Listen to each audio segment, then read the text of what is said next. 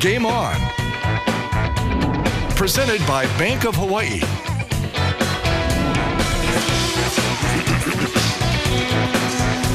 Outrigger Big West Men's Volleyball Championship presented by the Hawaiian Islands. And we welcome you to Game On, presented by Bank of Hawaii, as we are all set for the championship match here at Simplify Arena at Stan Sheriff Center. The number 2 Rainbow Warriors seeded second in this tournament of the University of Hawaii, taking on top-seeded Long Beach State. How's it going, everybody? We welcome you back to the corner, along with Lisa Strand, Ryan Kalei-Suji, Jordan Helly with you here on championship night, and it is going to be a good one. A look at the bracket as to how we got to this point. The 2 rivals, we all thought we'd maybe see these 2 in the final, and once again, it is Hawaii and Long Beach State, just like it was back in 2019 here at the Stand. Long Beach State had to go 4 after dropping the opening set against UC Irvine last night. Shot the lights out basically in sets 2, 3, and 4. Hawaii maybe as good as they have looked all season long. A sweep of UC Santa Barbara in the late semifinal last night here in Manoa. So that sets the table. That sets the stage for the Beach and the Bows once again, the 3rd time here in 2022, as both teams really on fire throughout the tournament. And guys, really the outside's coming to play in this tournament from the get-go, as these 2 teams really looking as sharp as you could look last night. Well, definitely. They're trying to, win the championship, of course, and these 2 teams are exactly where they planned on being in the championship match tonight. And there's an electric environment feeling here in the arena, and interesting to know, for the first time this season, Hawaii, because they're the number 2 seed, they're actually on the visitor sideline. They're right behind us. They are not in their normal home sideline, so we'll see how that dynamic change. They've never played on this side all year long. The band and the hecklers that are normally behind the visiting team, well, they're behind Hawaii. We'll see if that makes any impact tonight. Should be interesting to see, right? Like eating with your left hand or your opposite hand or something. But 2 teams who came out last night and were on fire. We expect to see firepower once again tonight. And Ryan, Demetrius Muklius on that right side was terrific. Well, the ABCA player of the last week, he's just taken it to another level. Not the next level, but another level. He's playing spectacular. He's banging away from left and right from the service line, and he's playing with a lot of fire and emotion. Yeah, and on the other side, Ryan, this freshman sensation for Long Beach State. You've been pointing them out all season long, and Alex Nikolov did not disappoint. Yeah, the Big West Freshman of the Year and contender for National Freshman of the Year, and maybe even Player of the Year. He really turned it on when his team needed him last night. Had a career night with kills. He will be a factor tonight, no doubt. It'll be how Hawaii can manage this freshman and see if the crowd can get to him at all. Yeah, it's going to be really interesting to see who starts hot maybe in this one. Some thoughts on the tournament, Lisa, as we basically thought these were going to be the 2 teams. Any surprises how we got to this point? Well, not any big surprises, because 1 and 2 are here, but I think they're very fortunate to be here. You got to remember, both of these teams had a bye coming in, so they had fresh legs last night coming into this tonight. And Ryan, all the talk has been the chaos outside in the other tournaments.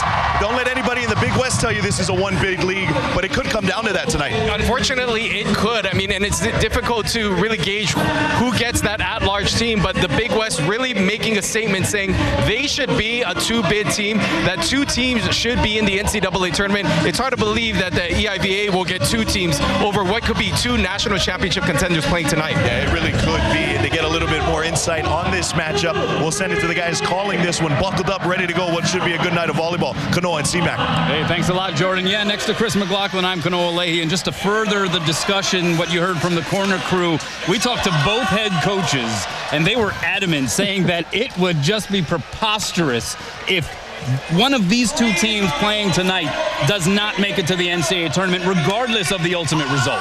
I totally agree, Kanoa, and I think that hopefully the committee will come to their senses and not do the ordinary thing, which is to automatically give the EIV bid to Penn State, but instead look at everything, the totality of the season, and see that these are 2 of the best teams in the country and both of them should be at Poly Pavilion next week. Yeah, it's not one of the criteria, but you also have to remember that the last 3 national championships came from these 2 programs and this Big West Conference. Just another thing to at least consider in the back of your mind, even though it's not an official criteria. All right, let's get to this match. These 2 teams met twice in the regular season up in Long Beach at the Pyramid. Long Beach State would win each match in 4. Hawaii struggled to get production from the opposite pin hitter. In that case, Demetrius Muklias, who had arguably 2 of his worst showings of the season.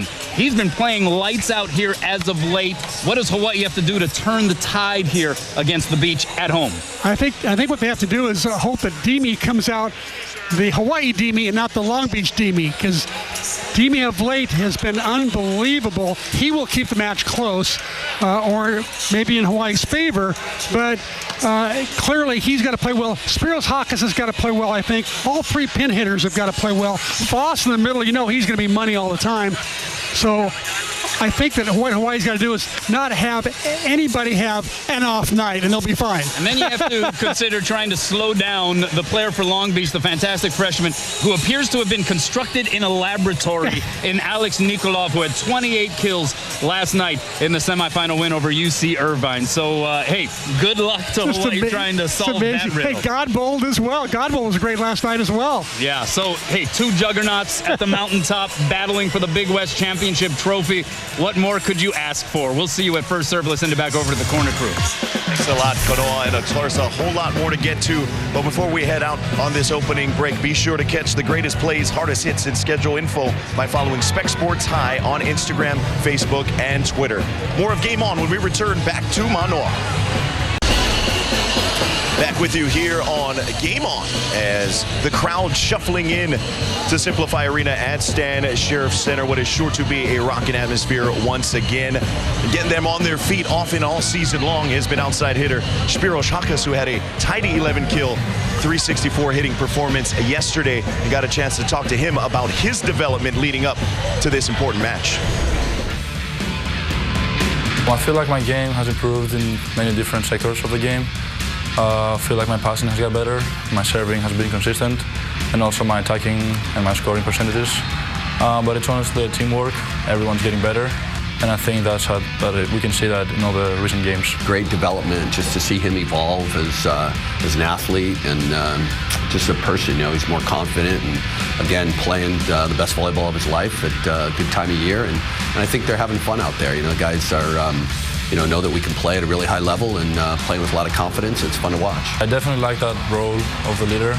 I feel responsible for that towards my teammates, and I like doing it. I feel like I'm not going to be the main leader in the court, because we have Jakob, we have the older guys. But I feel like my role is more on the energy part. When my energy goes down, I feel like I need to be there to keep everyone up. And I think I've done a good job with it. I'm trying to first keep myself with that, and then motivate the rest of the team. Well, Coach Wade talking about his development throughout his career, and especially this season. Ryan, how impressive have you been with his growth? I mean, he has just gotten more and more confident as the season has come along. You see his numbers. He's become the offensive leader, the emotional leader. When he gets going and emotional, the team plays well. As well as from behind the service line, he had a fantastic run at times, putting a lot of pressure. He will be a critical key for Hawaii tonight. Yeah, he's one of those players who's a quiet leader. His confidence has grown and grown, but he does it all. He's a 6 rotation player, and he leads totally by example. And I gotta say, I love that he's starting to get a little bit more emotional in the match. We expect to see the stars come out tonight, and Hakas will have to play a big role in that. One more break. We'll come back with more Game On here from Manoa. Championship night here at the 2022 Outrigger Big West Men's Volleyball Championship, presented by the Hawaiian Islands. The winner looking to claim the trophy at the end of this night. We'll have the trophy presentation for you at the conclusion of this match as well. Third meeting between Hawaii and Long Beach State this season. Long Beach sweeping the season series up in California, by virtue of that basically clinching that top seed. Hawaii coming in as the number 2 seed in this one as well. And of course, the Bows, they know they need to bounce back and flip the script after losing 2 so far this season to the Beach. I think it will be really different, because they're coming here, we're going to have a full crowd. It's going to be the same in the semifinal, of course. it's going to be different. I think we're going to be stronger. I'm going to prove what we didn't prove in Long Beach. We look forward to getting a rematch there. You know, we didn't think we played particularly well in that weekend and had chances to win almost every set. You know, we were right there, had leads late in the first night in every one of them, and again, played without the opposite almost the whole weekend. And Demetrius is playing at a high level, and like I said, we'll really look forward to that opportunity should we earn it. You look at these two teams, pretty even, right? Long Beach State, the top seed in the tournament. It could come down to late set situations, as we saw in the first meeting in particular between these two. And so you break it down, how does Hawaii flip that script, right? And how do they get the auto bid into the NCAA tournament? Because as we know, all kinds of chaos. Penn State losing in their conference semifinals, UCLA losing in their conference semifinals. The loser of this one's going to have to fight for an at-large bid. And it is going to be a very, very strong debate into the late hours tonight after this one concludes. A look at some of the automatic bids clinched today. Princeton, who knocked off Penn State in the semis of the EIVA, they finished things off with a 4-set victory over NJIT. Ball State, led by Maui boy Doning Cruz, they're into the tournament. Pepperdine out of the MPSF. North Greenville out of Conference Carolinas. Who joins them as the 5th auto bid and who maybe joins them as the 2 at-large bids? It's going to be really interesting. And of course, the clearest path for the University of Hawaii, Lisa, is just to win tonight. And then they're automatically in the tournament. They can let everybody else squabble about who deserves the at-large bid. How does Hawaii do it? They win tonight. That's the bottom line. They have to, no pressure, Hawaii, but newsflash, you got to win tonight. That's it. Then you get to go automatically as the conference winner to the NCAA playoffs. Otherwise, they are just waiting till tomorrow morning, 7 a.m. for the national championship, potentially to get a bye into the tournament. And I think for Hawaii tonight, they've got to ride the emotion of this crowd. Another thing that I think they have to do is be patient. We're going to see some long rallies. Long Beach State plays incredible middle back defense and also led by one of the best liberos in the conference in Briggs. And so the hitters can't get frustrated. They have got to be able to just sustain that. And I think really the X factor for me tonight will be Chaz Galloway. If Chaz can have a big night tonight, I think Hawaii's shots are looking really good. Yeah, getting a little more production out of that outside hitter 2 position, right? And you both had mentioned last night, this is maybe the best Hawaii has looked. How primed are they right now to go get the job done tonight? Well, Chris Mack always says the third matchup is the best, and that's what I'm relying on. I think Hawaii knows what they need to do, and they've seen this team 2 times already. They're ready to go for it. And I think as Hawaii has played more challenging teams at the end of the conference, they've only gotten better, and the best might be tonight. We'll see if they can get it done. Anthems, starting lineups, first serve coming your way here from Manoa. And outside hitter, 6'3" sophomore from San Diego, California, number 1, Chaz Galloway.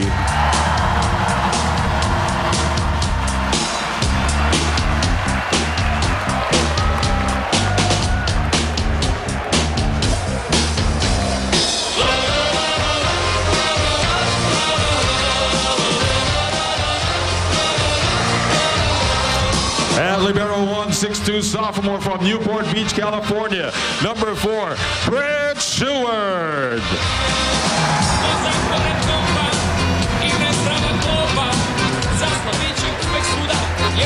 And middle blocker, 6'4" sophomore from Waimanalo, Oahu, number 7, Cole Hoagland.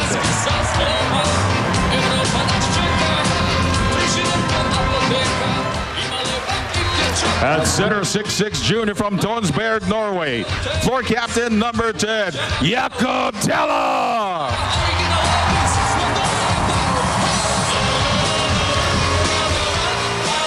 At opposite, 6'6" sophomore from Soufli, Greece, number 11, Dimitrios Moklias.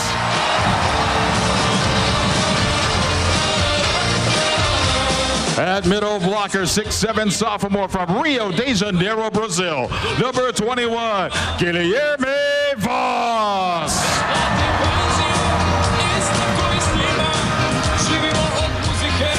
And that outside hitter, 6'4" sophomore from Nea Smyrni, Greece, number 23, Spiros Hakas.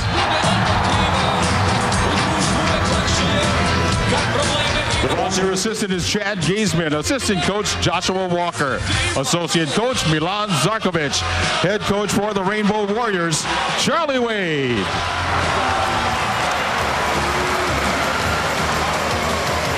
Now introducing the Long Beach State starting lineup. And middle blocker, 6'9" junior from Huntington Beach, California. Floor captain, number 1, Shane Holdaway.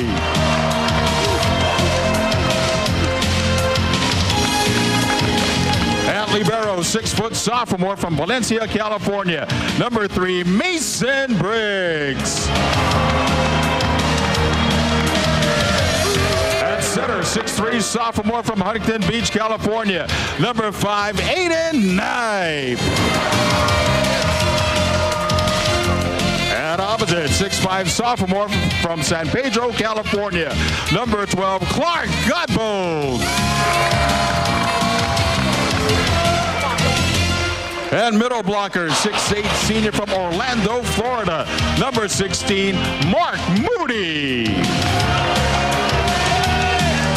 And outside hitter, 6'7" freshman from Sofia, Bulgaria. Number 23, Alex Nikolov. And an outside hitter, 6'6" junior from Tustin, California. Number 31, Spencer Olivier. The volunteer assistant is Nick Gamato. Assistant coach, McKay Smith. Associate head coach, Nick McRae. Head coach for the Beach, Alan Knipe. And here's how we got here. The brackets for the 2022 Outrigger Big West Men's Volleyball Championship presented by the Hawaiian Islands. Aside from Irvine's win over UC San Diego in round 1, all chalk, 1 versus 2 here this evening for the Marbles. Let's take a look at the Kaiser Permanente keys to the match. Well, for Hawaii, I think it's going to make a difference. The new home bench there on the other side, now they haven't played there all year long. That might make a difference. Long Beach State, how will they handle the Hawaii Hollerers? If there's 8,000 people in the arena tonight, I think there will be. I think 7,950 of them will be hollering at the beach. What do you think? I would imagine so. And Jakob Tella will get us started here at Simplify Arena at Stan Sheriff Center in Honolulu, Hawaii. Tip shot by Alex Nikolov goes down. And so he starts off where he left off in the semifinal round last night when he dropped a career-high 28 kills. The Hawaiian Financial FCU starting lineup scrolling at the bottom of your screen. Long Beach coming in 20-4. They finished first place in the regular season of the Big West at 8-2. Hawaii 23-5. They went 7-3 in the regular season. And Shane Holdaway deals an ace for the Beach, and what a start here for Long Beach, scoring the first 2. I'll tell you, the first kill by Nikolov, I did not expect it to be a tip shot, I'll tell you that. I expected it to be what you call a blasty blast, and it didn't happen. Holdaway. That time it's passed by Chaz Galloway. The one-hand set, though, a little too low for Guilherme Voss. So Spencer Olivier sets up Nikolov, and he sends it long. No touches called. Nikolov imploring Alan Knipe, his head coach, to grab the replay challenge. We have played not even 4 points. After point number 3, we have a replay challenge. And we've already drawn the first boos of the night. Fans do not like the fact that Alan Knipe used his challenge paddle so early. Alex Nikolov, the fabulous freshman, 6'7" from Sofia, Bulgaria, averaging 4.5 kills per set, hitting .390 on the year. He has just been an absolute machine. Was adamant about a touch. He immediately turned to Alan Knipe and begged that he challenge this play, but is there something obvious there in the replay? It would likely be Guilherme Voss, and maybe that left hand, if anything. C-Mac, do you see anything? I haven't seen anything yet. I've seen it 3 times now. Oh, maybe Guilherme Voss, the left hand, you're right. I agree. See if we can see it again here, his left hand. Nope, it doesn't show it there, but the other angle, I thought it did. We'll see. He may have gotten actually a piece of that right hand, depending on which angle you're looking at. Tony Chan, the R2, makes the call, calls a touch. Successful challenge. And Long Beach State up 3-0 here to get things started in set number 1. You saw the officiating crew, Ray Mink, the R1 across the way. Tony Chan who is facilitating the review challenge. Robert Stratton, Rachel Jensen, Randy Rubinall, Mark Nakashima, the 4-line judges. Hold away with the serve. Jakob Tella goes high and away. Demetrius Muklias, and that is a good sign for Hawaii. Demi struggled, to say the least, in the 2 meetings at the Pyramid in the regular season. He had more errors than kills that weekend. He just really struggled. Tonight, as you say, good start. You see 3.5 kills. Normally he hits, and he hits over 350, so he's hoping to have at least a 350 night tonight. Long Beach after the block goes backside. It's Clark Godbold, and he is stuffed. Roofed by Chaz Galloway and Guilherme Voss. Hawaii, the top-ranked team when it comes to blocking in the nation. Good timing on both those players. Guilherme Voss doing a nice job of closing that block, taking away that seam. So 2 serving 3, and Spiros Haka sends it long. Point for Long Beach State. We welcome you once again here to Simplify Arena at Stan Sheriff Center. Kanoa Leahy sitting next to Chris McLaughlin. The fans still filing in, but they are loud. We can attest. Back row said it's Hakas. And Hawaii gets the side and the point back, and it cues the crowd to erupt. What a play call by Teller that time. He gets the Long Beach blockers jumping all over the place. Huge hole that Spiros just drills it down.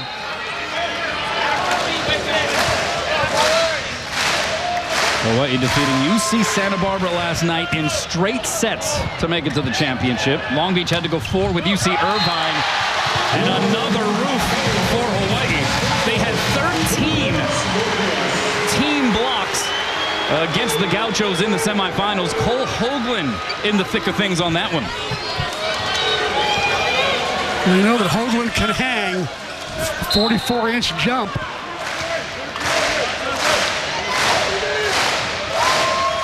Guilherme Voss with the float serve. How the system set here. High ball goes to Godbold. Roll shot was slowed down by the block. So Tella goes backside. Muklias, his tip shot, finds the floor. And after going down 0-3 to start this set, Hawaii jumps in front. Not a great set from Tella that time, and Muklias had to just struggle to keep the ball in play. A horrible tip shot that I think slipped out of his hand, but he got the kill nonetheless. You saw what Muklias did last night, 15 kills at over 400 against Santa Barbara. Good dig there by Tella on the Olivier swing, but then Hakas misses the floor. And Long Beach State gets the point, and we're tied at 5. It is electric in this building right now. And I think fans are still filing in. And it looks like we've got 7,000 in the house already, I think. Here's Alex Nikolov. 55 aces on the year. Hawaii able to play it back, and they get the kill. Demetrius Muklias with his 3rd put down. He got the kill, but I'll tell you who's the hero there. Hakas. He popped up and passed perfectly. Probably a 70-mile-an-hour serve by Nikolov. Alex Nikolov, who had 28 kills in the semifinal round, hit .558 against UC Irvine. One of the all-time performances we have seen in Big West Conference tournament history. Here's Spencer Olivier able to tool the block, and that's a good sign for the Beach. Olivier coming off of a semifinal performance where he flat-lined it in hitting percentage with 4 kills. In fact, he was pulled in favor of Nate Harland in set number 3, but this guy has the potential to go off on any given night. Yeah, he's a good one. And how about Mason Briggs, that last pass? He too had to pass a heater and put it up perfectly. Middle set, that's Hoagland.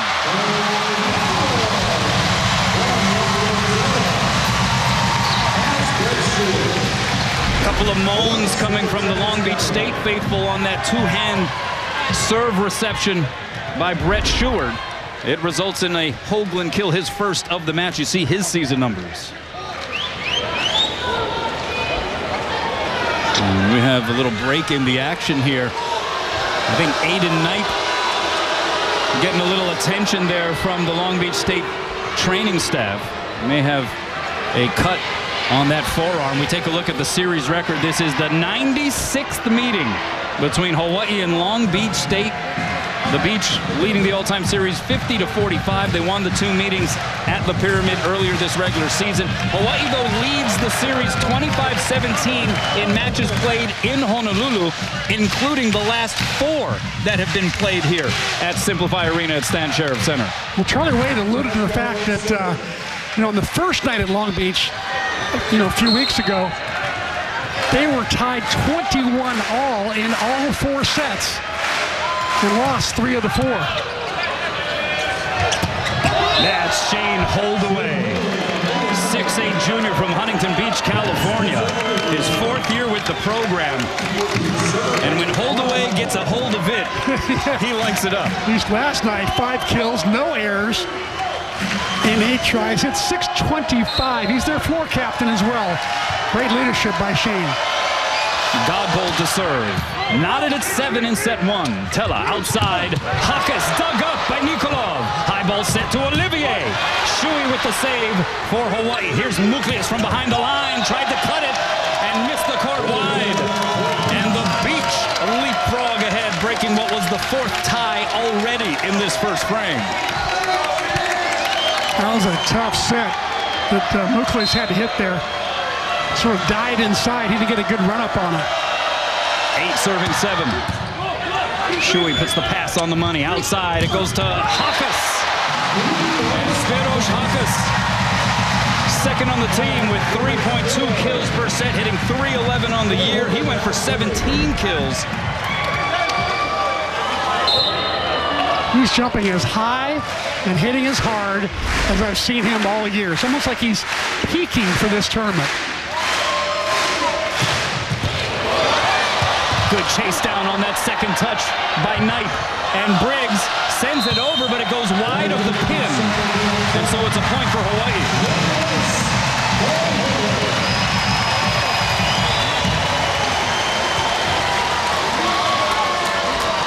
So the 3rd lead change as Hawaii jumps in front.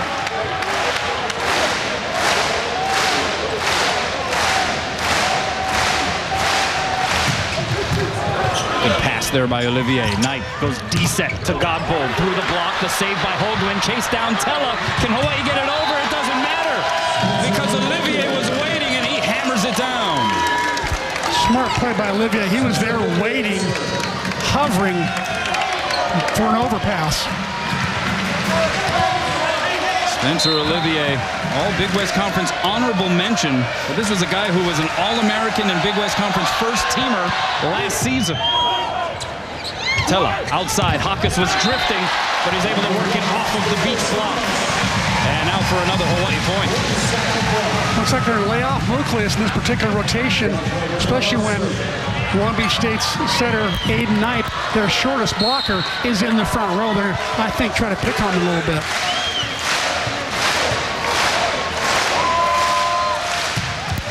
Tella trying to put a little action on that serve.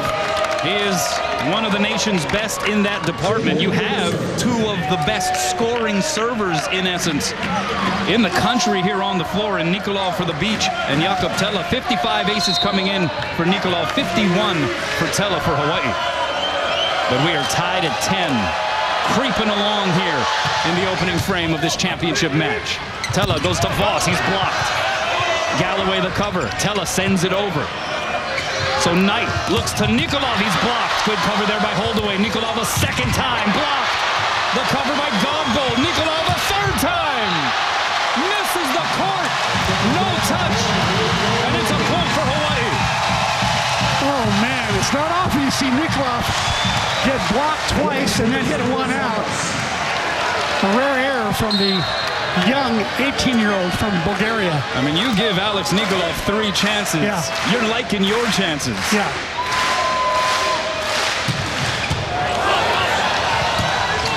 How about that bump set by Knight? The Hawaii able to smother it near the net.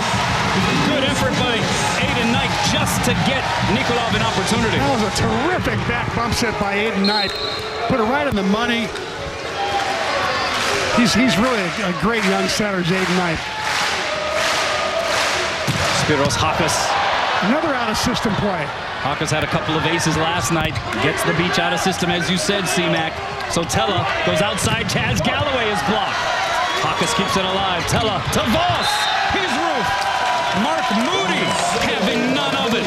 6'8" redshirt senior in his 5th year with the program out of Orlando, Florida, with the stuff. Are you feeling like this is a little bit like a heavyweight fight? They're just trading blow for blow. Two amazing teams. There's Voss. That one will not be blocked off of Moody and down for the point. Both teams well coached, both teams with great athletes. Well, there seems to be a widely accepted theory that if Hawaii loses this match, they may be one of the odd teams left out of the NCAA tournament with regard to that travesty. And that's what both head coaches said. Talking to Alan Knight, talking to Charlie Wade, they both said, hey, how could you leave one of these teams out? I know. These two teams have produced the last 3 national championships. Oh, Kanai Okana, what a serve. Godbold will tip it over. Diving attempt by Hakas for naught. So after a scramble sequence for the beach, they get the point. Wow, what a broken play that was. Hawaii missed opportunity. And credit the beach for keeping the ball in play and getting the point. A shot by Clark Godbold. Godbold, 6'5" sophomore, was the Big West Conference Freshman of the Year last year. 15 kills, hit 400 last night against UC Irvine. And then the ace by Alex Nikolov. And we're tied for the 8th time. Nikolov with his 56th ace of the season. Leading the conference this year in kills, aces, overall points. This guy has been incredible. Tella goes backside. Mukles bounces it off of the Terraplex. Now that is a different Demetrius Mukles than traveled to Long Beach a few weeks ago.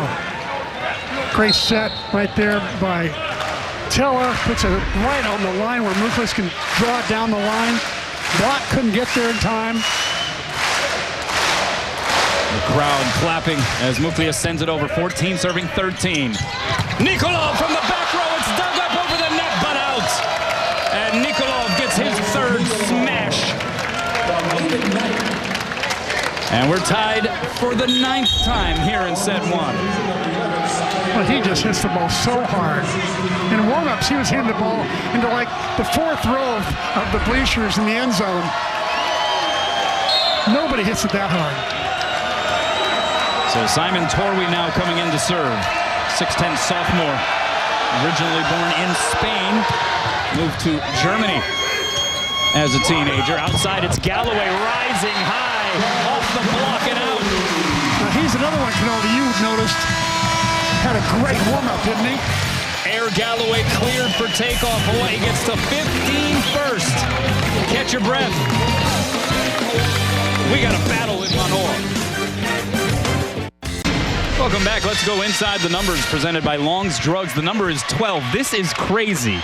That's the point differential between Hawaii and Long Beach State in 13 matches since 2017. I want to know who went out and counted all those points. I mean, that's how close this matchup, this rivalry has been. You see the two head coaches. In fact, the first of the 2 regular season meetings in California, a 4-set win for Long Beach. Each set was tied at 21 apiece. Yeah, that was pretty amazing. Hawaii only managed to win 1 of those 4 sets. Largest lead in this first frame for Long Beach was 3. Hawaii's largest lead, 2. And now we're tied yet again at 15 after Shane Holdaway just obliterates another offering. I think Galloway should not serve Mason Briggs because Briggs put it up there right in the lap of Aiden Knight. Yeah, Briggs, one of the best in the biz at that libero position. Godbold, meanwhile, sends it long. And there is just going to be very little room for error, you get the feeling, in this match tonight. I mean, we talked about how closely competitive those sets were in Long Beach. I mean, just the slight miscue can change the match and the entire complexion. Who knows? 4 passers by Long Beach State, respecting Keone Tim. And Keone Tim showing why. Maybe they should put 5 passers.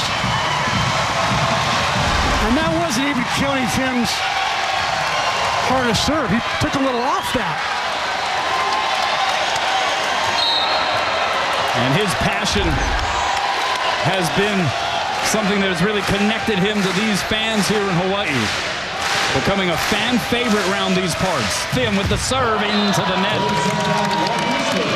So he giveth, then he taketh away, and it's a 1-point separation. Keone Tim, 6-foot sophomore from right here in Honolulu, Hawaii, out of Kalani High School, transferring back to the University of Hawaii after a couple of years at Santa Barbara Community College. And here's one of the heroes of last night's semifinal match for the Beach, Nate Harland, 6'4" sophomore from Ladera Ranch, California. But he goes long on the serve. Was initially a serving specialist last night. Had 2 aces, but then Alan Knight left him in there to play the duration of the final set, the 4th set, and he ended up with 5 kills at 300 and had 6 digs. Some of those were of the spectacular variety. And a great pass by Briggs. And Holdaway pounds it down. And Long Beach breathes a sigh of relief that Tella is now done serving after just 1. Yeah, that's a victory unto itself. Anytime you can get through Tella for Hawaii or through Nikolov for Long Beach, it's a moral victory. Fashion, yes. Calvin Sanborn now on the serve for the Beach. 17 serving 18. Tella goes high and away to Muklias. He's stuffed. It's Knight jumping up next to Moody, saying, and we're tied again.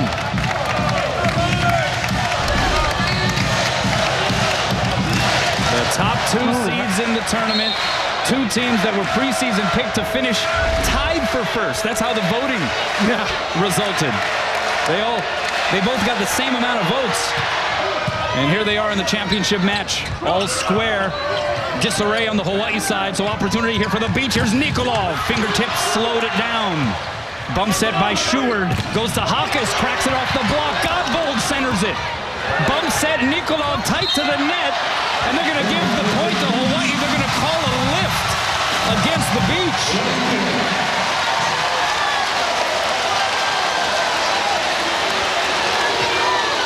I think they're going to argue that Nikolov held the ball as he was trying to engage above the tape. And that's non-challengeable. Tony Chan is trying to explain to Alan Knight that that's the R1's call. It's subjective. Oh, yeah, and he got the antenna. Alan Knight still arguing his case with the second referee, Tony Chan. You have Mason Briggs, the libero for the Beach, signaling to the R1 across the way. Ray Mink asking for a redo of that point. But after a bit of a delay, we're going to get back to action. Well, no, not yet. Alan Knight's going to signal for a timeout after that. Little gamesmanship going on in the championship match. Welcome back. There's an exciting new way to watch Spectrum Sports on the go. The Spectrum News app has the local sports you love and the news and weather that matter most to you. Download today on the App Store or Google Play. Hawaii out-hitting the Beach 316 to 174. They've matched the Beach in the number of service aces, 2 apiece. Hawaii also out-blocking Long Beach State 3.5 to 2. And yet, it's a 1-point separation. How about 2 of Long Beach State's stars, superstars, I should say. Nikolov hitting 0 right now. Godbold hitting -200. Go figure. 19 serving 18 out of the timeout following what was a lift call against Nikolov, giving the point to Hawaii. Nikolov blocked back. Now it's Godbold on the D set. The block touching a lot of those Beach offerings for Hawaii. And then Galloway tools it and gets the point for the Rainbow Warriors.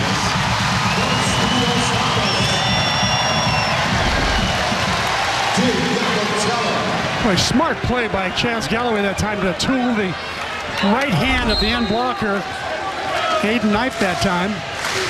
Galloway had 7 kills, hit 500, 7 digs and 2 blocks last night for Hawaii against UC Santa Barbara. Served by Hawkes, though, goes into the twine.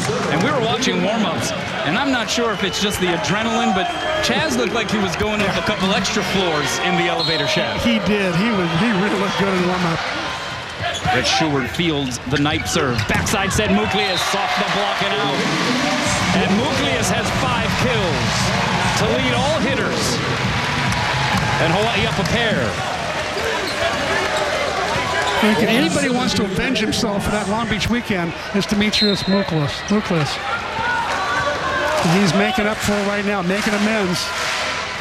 The reigning ABCA and Big West Offensive Player of the Week as Moody bounces it off of the floor.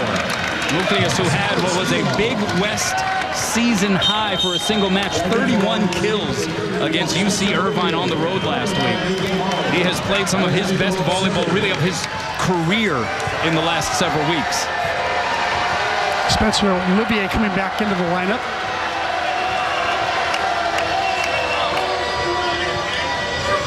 Now, Aiden Knipe there setting the middle.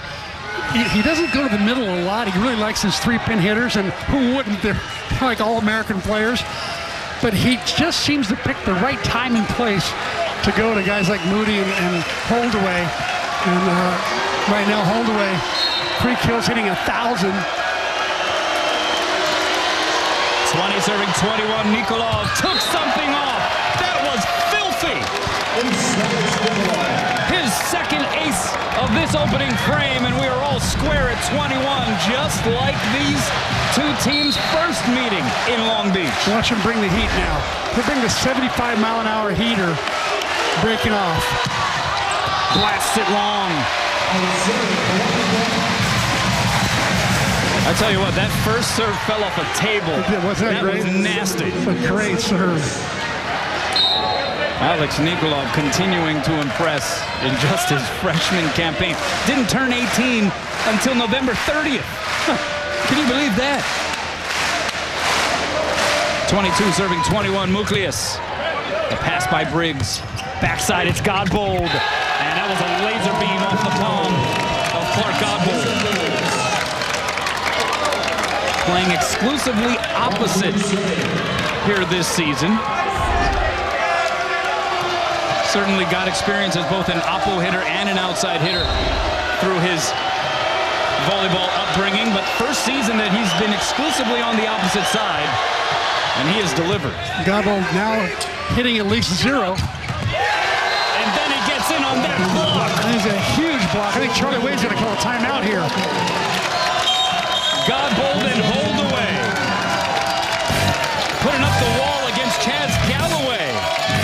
Long Beach in front by 1.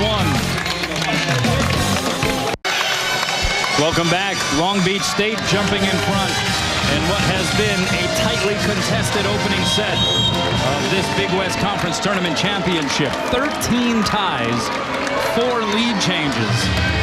No team is led by more than 3. And right now it's Long Beach up 23-22 in the all-important opening set. Alan Knight giving me some last-minute serving instructions to Mark Mooney there. My guess he's probably kind of served Chaz Galloway is my guess. He does. Here's Muklias from behind the line. Diving save over the net by Nikolov. Tella goes middle to Hoagland. He didn't get a hold of it. He'll take a swing on the overpass, and a net violation is committed by Shane Holdaway. Hawaii ties it up.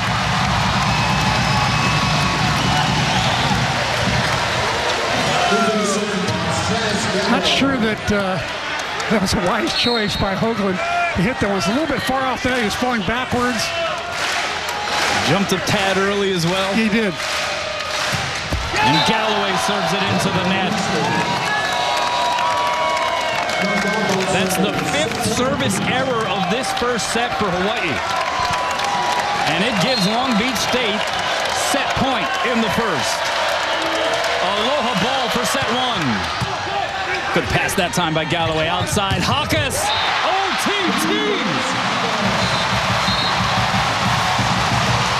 That was a big-time swing, Kanoa. That was big time. Watch how high he gets up, goes over the block. And those are a couple pretty good blockers right there. Actually, one of them was Zayden Knipe, who's one of the shorter blockers. But still, anytime you go over a Division I block, you're doing pretty good. So deuces in the first. Hoagland caught a piece of the net. Knipe goes back row. Nikolov with a match. His fourth kill. That puts him back into positive numbers percentage-wise. All Big West Conference first team, all freshman team, was named the Big West Freshman of the Week 8 times in the regular season. Olivier into the net. I guess that's how this night is going to go. One punch, then another punch. That's the fourth service error for Long Beach. And some of these errors come in at pretty inopportune times. Tied at 25, Jakob Tella to serve. Pass by Briggs. Here's Godbold. Dug up by Galloway. Tight to the net. Punched over by Knight. Voss couldn't get it down. Bump set to Nikolov. From behind the line, rolls it over. The save by Short. Hawaii on the attack. Here's Hakas. Sends it long. Was there a touch? No touch. Point for Long Beach State. Charlie Wade goes up to Tony Chan, the R2, and says, "Didn't you see the touch, Tony?" And Charlie's going to challenge.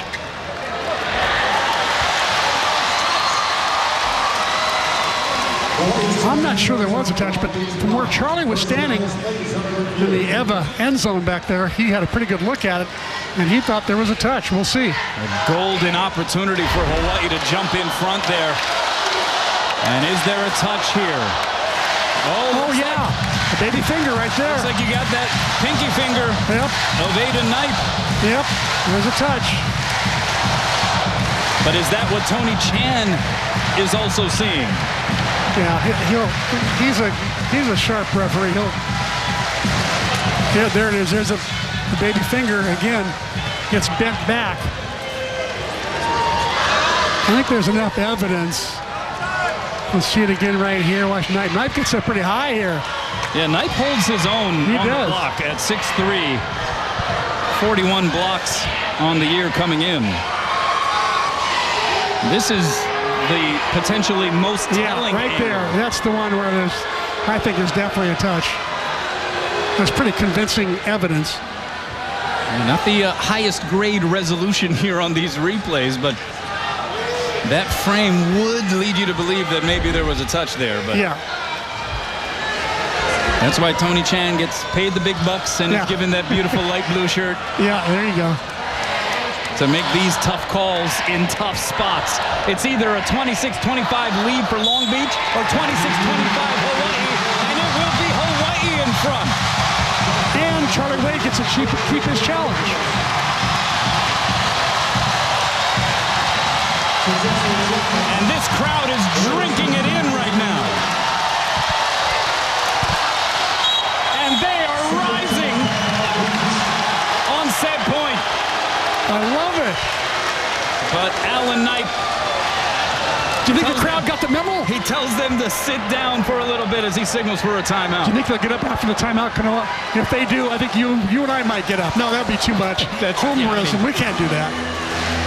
But I think they got C-Mac. I think they got the memo. What do you think? You've been talking about it, and right? so have you. You see it elsewhere in almost every other volleyball facility. The home fans stand not just for match point, but at the end of each set. You had the Long Beach State fans who were standing up behind us when Long Beach was serving for the first set. And so, yeah, maybe we'll see that here in this championship affair. Let's send it over to Ryan Kalei-Suji. Well, I got to tell you, it is loud here, and two fans that are cheering very loudly are the parents of course, Senator Jakob Tella. I'm going to join with father, dad, Hendrik first. Hendrik, what is it like to be here in this arena watching your son play? Well, it's just amazing. The audience, the crowd, it's really unbelievable. And super excited. I have a super high pulse right now. And Maria, for you, you guys actually in home, you watch the matches here on the broadcast. Talk to us about what it's like watching it back home. Back home is nothing compared to here. I mean, it's so amazing to be here and see these fans and this volleyball family at Hawaii. It's unbelievable. And one final question for you, Dad. What is it like for this community to embrace your son the way that they have, the Aloha spirit, that, you know, they love your son? What is it like for you as a parent to see that? It's amazing. It's like his second family, his second home. He's really playing for Hawaii today. Thank you, the parents of Jakob Tell, cheering loudly here. Back over to you guys. Thanks a lot, Ryan. And after the timeout, the home fans turning up the volume knob. And all but the Long Beach following on their feet. Hawaii serving for set one. This has got to be a little intimidating, don't you think? They used to only do this on match point. That one slowed down by the net. Briggs was falling down. It's going to be a free ball opportunity for Hawaii. Tella, middle to Voss.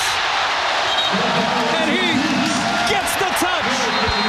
Point for Hawaii. And they strike first. Give the fans some credit there. Hawaii closes the first frame on a 3-0 run. And they take it 27-25. Are you not entertained? Championship volleyball in the Big West Conference.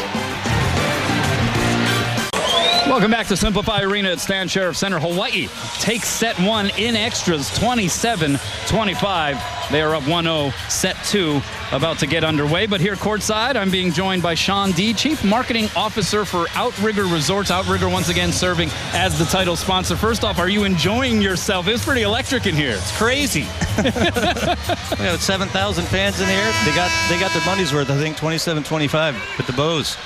Well, it has been a long tradition of support coming from Outrigger Resorts for University of Hawaii sports, and specifically this tournament as, once again, the title sponsor. Why is it important for Outrigger to be involved with this Big West Championship? Well, first, mahalo to the Big West Conference for having the tournament here in Honolulu, Hawaii. It's so important for us, and Spectrum for broadcasting the event. You know, we couldn't be here last year. There was an event, no one could come. So when the Big West said, hey, could Outrigger help support the event, we said absolutely. Also, a shout out to the Hawaii Tourism Authority for help making it happen, because a lot of visitors here, but also a lot of residents and all the great people of Hawaii get to watch the Bows and hopefully take us to the finals. Well, you talked about nobody being here at the arena. There were very few people that were coming to Hawaii as well. What have you seen as far as the rebound economically and otherwise when it comes to incoming travel? Well, you know, we're open. Hawaii's open for business, and travel restrictions were lifted a few weeks ago. You don't need a test. You can come straight in. And you don't need a passport. People ask me, do you need a passport to come to Hawaii? Absolutely not. As we take a look at the first point of set two, and Demetrius Lucius puts it down. Talking with Sean D., Chief Marketing Officer at Outrigger. So with the world returning at least to a bit of normal, right? Travel, besides the Hawaiian Islands, what are some of the destinations that Outrigger Resorts is most excited about? Well, we're thrilled to be open again. We were closed for almost 2 years in places like Fiji and Mauritius, and we're open back, which is awesome. Get our hosts back to work and people traveling from all around the world. Trying to, again, bring our host culture, our local host culture, hospitality model to obviously all our visitors. And we're proud to announce we just opened a new property in the country of the Maldives. So Maldives is on the bucket list for everybody, and about 3 weeks ago we got back into that market. So we're thrilled to expand. We're up to 34 properties around the world, and again, love to support UH when we can, so go Bows. Yeah, Outrigger has been a strong partner with the University of Hawaii as well as the Big West Conference, and we want to say on behalf of the Big West and volleyball fans everywhere, thank you for your support. As we are seeing, this product is something fierce. Awesome. Happy to be part of it, and our resorts will continue this for many years to come. Sean D., Chief Marketing Officer at Outrigger. We'll let you go back and enjoy the match now. Aloha. Thanks. Take care, Sean. Thanks, Chris. So tied at 2 here in set 2. And we thank Sean D. of Outrigger for sitting with us and sharing some of those details. They have really been one of the stronger proponents for the events athletically here on this campus. And we appreciate those efforts. Here's Alex Nikolov. I know Beach fans appreciate his efforts. This guy seemingly was constructed in a laboratory. You look at him, 6'7", freshman. He is already built, even though he's a guy that turned 18 November 30th, he's already built like a fully figured, fully made collegiate volleyball player. And he plays like it too. And here he is, getting an opportunity, got blocked back on the touch shot. Here he is a second time, had to go left-handed. The set placement wasn't ideal. And now a little bit of chatter between the net as Nikolov may have taken exception to the reaction by Hawaii after that block. We saw that last night in the semifinal against UC Irvine as well. Demetrius, I think, had said something, or it could have been Voss. Godbold goes off the block and out. And that's a point for Long Beach State. The other thing about Nikolov, we were talking to Alan Knight, the kid's a 3.8 student in business, and he's probably going to go all 4 years. He's not going to be a one-and-done kind of a guy, right? Yeah, he was encouraged by his dad, Vladimir, who's been a long-time professional in volleyball, played on the Bulgarian national team for the better part of 2 decades as Muklius gets stuffed, and a little bit of pilikia, as they say around here. A little bit of extracurricular stuff happening after some of these sequences as Nikolov stares Dimi down through the net. Captains have been called over, and they've been told to go back to their teams and knock off the chatter. Hey, it's the Beach and the Bows. This is one of the most intense rivalries in all of college volleyball. But just to finish up on Nikolov and his dad, Vladimir, who encouraged him to get his education. I mean, obviously, professional volleyball was already an option for this guy. He could do it. He could do it tomorrow if he wanted to. Yes, he could have done it yesterday. But his dad didn't, right? He wanted him to pursue a higher education, and so that is what he is committed to do. Vladimir himself decided to take the professional route when he was 18. And so it's interesting how the wisdom is shared from generation to generation. Yes. Here's Hoagland. It's dug up over the net. Galloway couldn't put it down. Now D-set to Godbold through the Galloway forearms and down for another Beach point. Godbold, after hitting negative and then 0, he now seems to be warming up. Yeah, that had Godbold heat right there.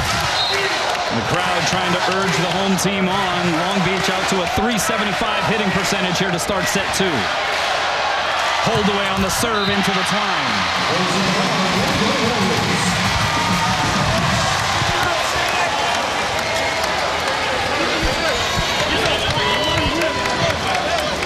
Things getting a little more heated. Remember, it was just last season. Remember the regular season meeting between Long Beach State and Hawaii. No fans in here, so Hawaii was utilizing artificial crowd noise, and Alan Knight took exception to the volume spiking of that noise while Long Beach was initiating a serve as Muklius sends it long. So he complained to the official. That prompted a bit of a back and forth between Knight and Charlie Wade. I'm not so sure. There's the volume guy, Rich Sheriff. Tella tried to go over on 2, but it was dug up over the net by Olivier. Here's Muklius, blocked and roofed. And Nikolov is fired up. And that's kind of what we saw from Nikolov last night after he took exception to UC Irvine setter Brian Garcia and some of his after-the-moment antics or words. That kind of lifted Nikolov's game a bit. It did. And then he ended up just going ballistic. Here he is again through the block and down, and he is rolling. Alex Nikolov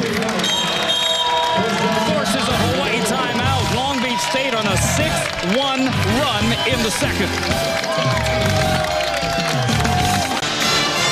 Welcome back. Hawaii calling the early timeout. Long Beach State on a 6-1 run. And the hitting percentages quite disparate at the moment. We'll get to that, though, in a second. Just wanted to show you the ABCA top 15 poll. This is the top 10 here, and 4 Big West Conference teams in the top 10.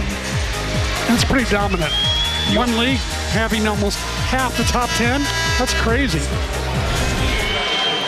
And then you look at 11 through 15, UC Irvine in there. CSUN was in the others receiving votes category, as Tella was able to go over on 2 and get a much-needed point for the home team Rainbow Warriors. Prior to that put-down, hitting percentages, Hawaii, 0s. Long Beach State, 444. Galloway on the serve. Good pass there by Nikolov. Back row set it's Olivier. Set was a little low, though, so we had to soft touch it over. Here's Tella on the swing.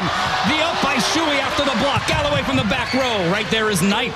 So here's Briggs on the high ball bump set to Nikolov. 3 blockers waiting. Sheward the dig. Backside Muklius. And that was unloaded.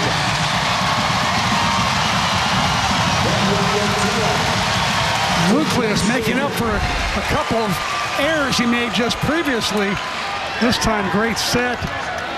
Great swing in the crowd for Muklius' 7th kill of the night. Some grease lightning to make it 6 serving 9. Pass over the net, and Hakas, the other half of the Greek connection for Hawaii, obliges, and it's down to a 2-point differential. And who forced that overpass? Chaz Galloway with a great serve.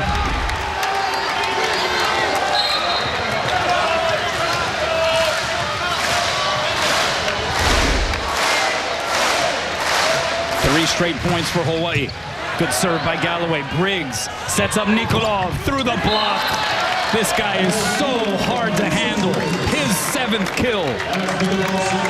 And he now retreats back to serve. You know, he just does not make many errors. Hits the ball hard, hits it high, powers it through the block, and he serves 75-mile-an-hour heaters like that. The crowd, you heard them. They were booing him. They were trying to get to him. Of course, that's the old adage, right? Only the great ones get booed like that, yeah. Right? Yeah. But it may have worked on that occasion as he pumps it long. Yeah, I got booed a lot. Oh, yeah, me too. 8 serving 10. Nikolov. You know, he hits on the left, he hits on the right, he hits out of the middle there, hits it back quick, or the back real quick. He basically does it all, and then he cheerleads the rest of his teammates and pats them all in the back saying, okay guys, let's go, let's step it up. 8 kills now for Nikolov. Good battle between Nikolov and Muklius. Hakas rising up, but he sends it long, no touch. Little extra bounce that time for Spiros Hakas.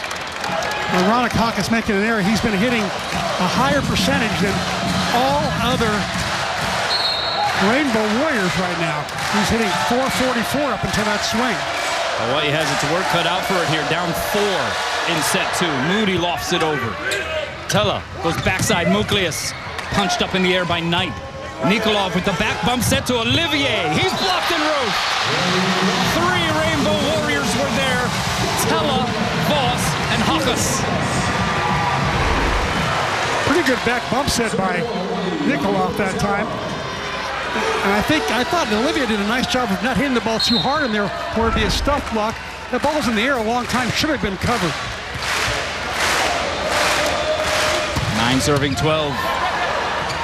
Knight goes backside to Godbold. 2-hand save Tella. So Sheward, the former setter, sets up Muklius with 3 blockers in front of him. And it does not matter. How did that ball find a way to catch the back line when he's got 3 blockers in front of him? There must have been a hole there somewhere. I don't think he went over the top. So Muklius 8 kills hitting 250 with 3 blocks. Nikolov 8 kills hitting 200 with 2 blocks and 2 aces. Beach out of system. Godbold roll shot. Sliding save Schuer. Tella highballs it outside. Hawkes over a double block. Punched up in the air by Briggs. Here's Olivier through the block. And that was hard and heavy. Great swing that time by Olivier. Broken play. He pretty much only had a step close to get to the ball and put a nice swing on it. Yeah, last night, a bit of an anomaly for Olivier, who had some nagging injuries to start the year, but really turned it on the last half of the season. Godbold, oh, the block was late, and Godbold hit it into the pin. An unforced error by the opposite swinger. You know, he's a guy, I think, does not take many bad swings where he makes a bad choice. That time, I think, trying to hit line there and bringing the antenna into play was not his best choice. 11 serving 13. Hawkes sends it across. Perfect pass. Nikolov middle set hold away. Diving save by Shui off the net, and it'll be returned. Back row, it's Nikolov. He's blocked. The cover by Knight. So Briggs, high ball bump set. Olivier. Hawkes trying to chase it down after the initial Schuer save. And it's a point for Long Beach State, and Spencer Olivier starting to find some traction here. He's got 4 kills. Watch Shui pop this one up to keep it alive, into the net to keep it alive. And then Olivier going cross court, and Shui not able to handle it. Now Olivier to serve. Tella goes outside. Galloway. He was up in some rare air that time. Like we said before, for those of you who just joined us, we thought Chaz Galloway had the best warm-up of all the Warriors, don't you think? He was just hammering. Yeah, he's got some bunnies. That guy can get up off of the terraplex. Yeah. Now he's got 4 kills. Only 1 error, hitting 375. Also has a couple of blocks. Here's Yakana on the serve. Diving pass by Briggs. Outside, it's Nikolov. Tip shot. Got swiped by the block and sent back over. So Nikolov this time rears back and rips it through the 4 hands that were offering resistance.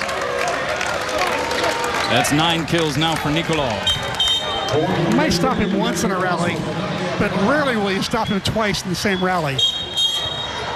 We asked Alan Knight earlier this week what he thought about Nikolov and how he compares to some of the other true freshmen that he has seen. And the only other name he brought up was TJ DeFalco. And even then he said, physically, Nikolov is further along. That is a bit of a byproduct of the international players. They tend to be a little more specialized in terms of their training. So they're a little further along when they do come over to the U.S. collegiate game. But that said, he said, I don't know if there is necessarily a comparison to this guy. He's very, very special.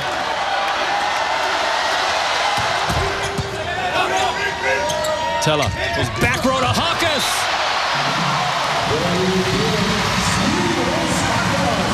He came swooping in.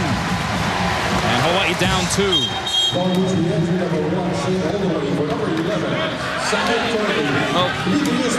Nice serve by Torwy that time. You know, at 6'10", he brings a different kind of a serve that comes at a different angle. That time he caught some cable and forced Hawaii into a bad pass. 13 serving 15. D set to Godbold. A little bit of a block avoidance swing that time, and he missed the floor. And Hawaii within 1. Long Beach led by as many as 5 here in this second frame.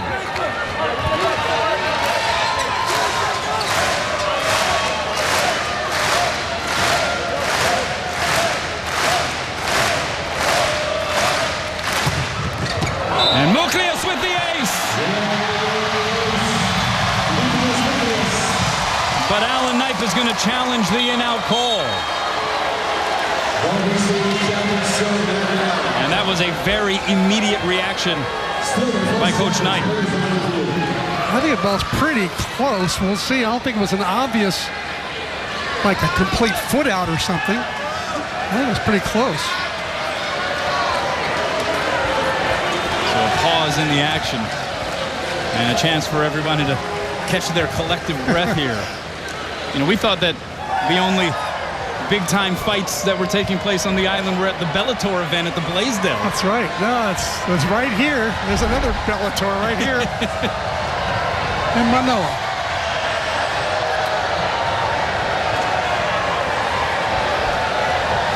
And that angle looks like out. I think it's probably a better angle. Oh, that cut some white line, looked like.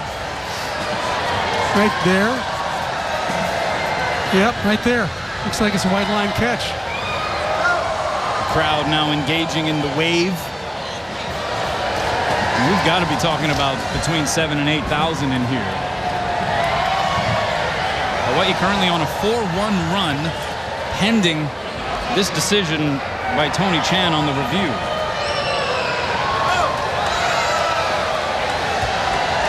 Not a ton of info necessarily to be gained from this angle. Maybe this one will tell us. This is probably the best angle right here. Yeah, that's the best angle for sure. If Alan Knight would get out of the way, he's got to get out of his own way. He may have sabotaged his own challenge. That would have been the best angle right there, I think.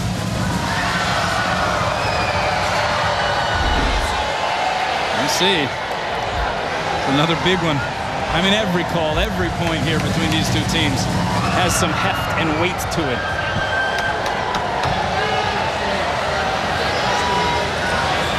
Here's the verdict. Point Hawaii. Not enough evidence to overturn a failed challenge by Knight.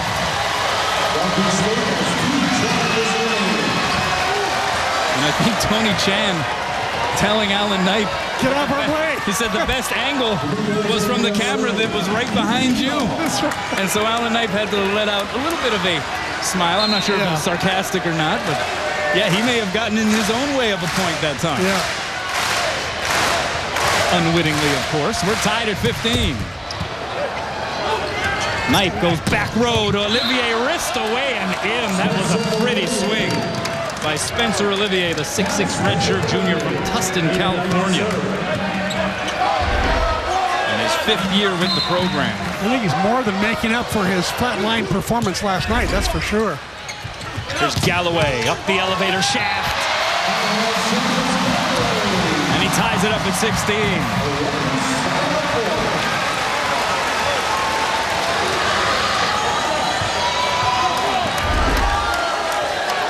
Galloway's got 2 blockers, a bit of a split block, but he goes high hands there and hard. And that's what allowed the ball to go so far out of reach of the back row diggers.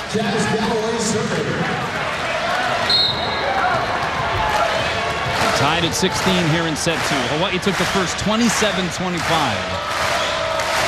Ended that set on a 3-0 run. Knight goes backside.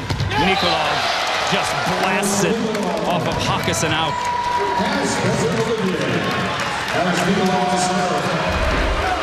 Well, once again showing his versatility. Going off the outside blocker's left hand there. Hitting on the right, hitting on the left. And once again, the crowd trying to get in his ear. Popped up by Sheward. Bump set, Tella, 3 blockers waiting for Hawkes, and he makes it work. I'll tell you, Nikolov did all he could to force a bad pass. And Hawaii had Hawkes having to hit a very difficult set. He's coming behind him. Nicholas goes high and off the middle blocker's hand and out. Boy, very fortunate there. And we're tied for the 6th time here in the second. Keone Thim in to serve. A little adrenaline rush, perhaps? I think so. That can happen. When you hit the ball 75 miles an hour like he does on a pretty regular basis, you're going to have one of those that goes way, way out when you catch it just a little bit off. So a freebie to Long Beach State. 8 service errors for Hawaii, 6 for the Beach. Each team with 3 service aces. so far in this match. When Tim serves it in, I'll tell you, Mike Wilton, his grandfather, takes all the credit. I'm sure. Why not? Here's Voss behind the head, quick set. And he's able to get it down. There was not a clean connection between Tilla and Voss that time, as we see the Brazilian flag being flown. Yeah, the international players are represented by the flags in the stands. Voss spent 6 years in Texas, by the way, so his English is pretty perfect. It's terrific. As is his Portuguese. Bump set to Olivier. Oh, and that was another smooth swing. Spencer Olivier with that whippy arm motion.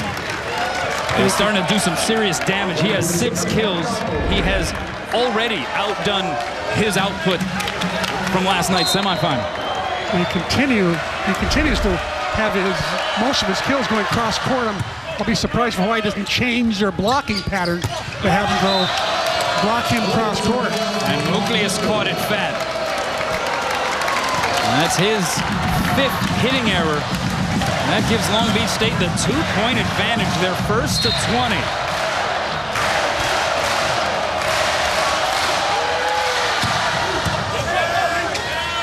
Here's Voss. Didn't get it flush. And so Olivier tried to push it down the line. The save by Tella. Sheward sets up Hakas. Guarding the back line was Nikolov. Quick middle, it's Holdaway. One hand save, Galloway. Muklius, what a swing!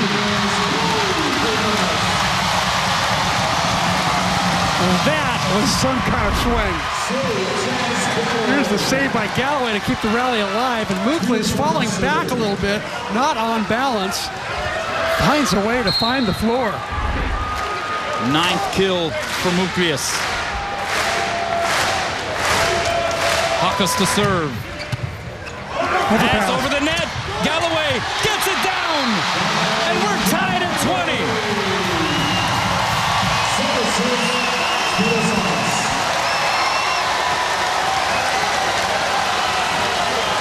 How evenly matched are these 2 volleyball teams?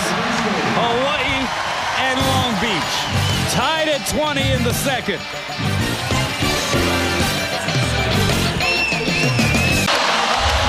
Welcome back. Let's check out tonight's Heineken head-to-head stat line. And we're looking at the top 2 hitters right now for both teams. Demetrius Muklius with 9 kills, hitting .222. Alex Nikolov, 10 kills, hitting .250. It says a lot about the opponent's blocking and digging. They're at least slowing each player down just a little bit, because normally those 2 guys will be hitting around 350. So to drop by 100 points is doing a pretty good job defensively.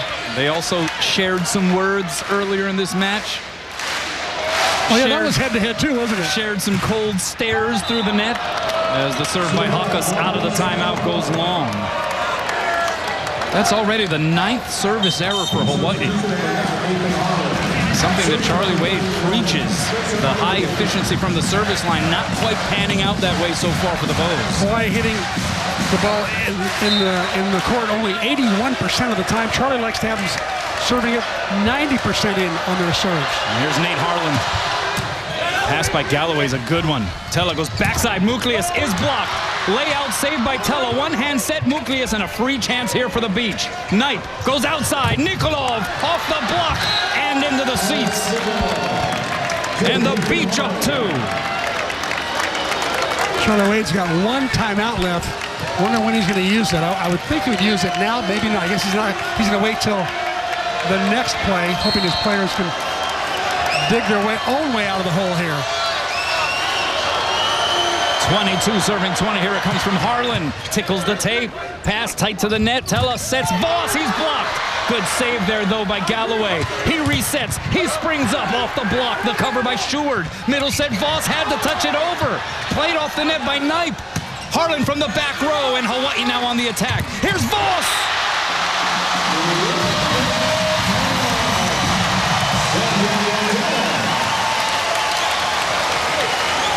There was some resourceful play right there, and some great thinking, some creativity going on out there.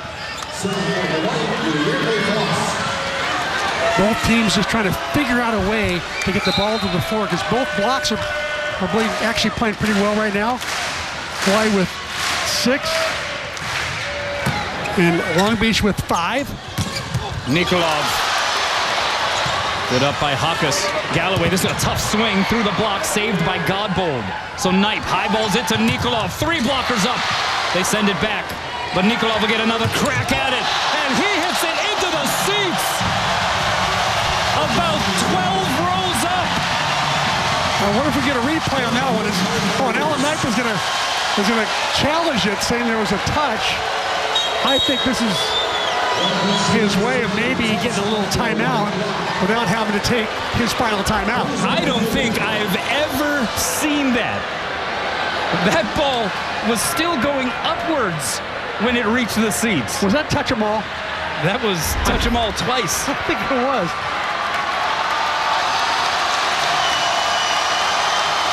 And that was well over the hands. I think it's a pretty easy call for Tony Chan to make there.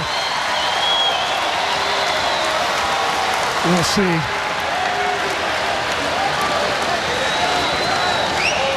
You see something there?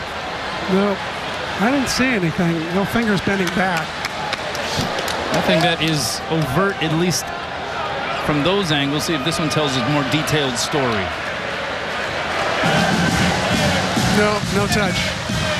But the ball path after that hit by Nikolov, it wound up behind the band area. I know. Again, about 12 rows up. Right behind the Hawaii baseline. Like that was something pretty incredible. Yeah.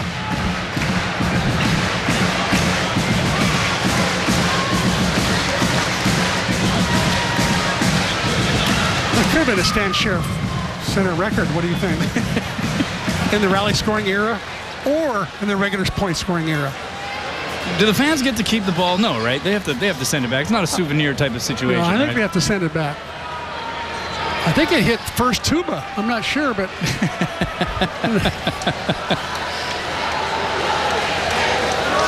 well, it should be an easy call. I don't think there's any touch at all. Usually it's the courtside seats where you have to keep your head on the swivel. Right. But apparently you can be 12 or 13 rows up and you still got to be paying attention. Here we go. The verdict from Tony Chan.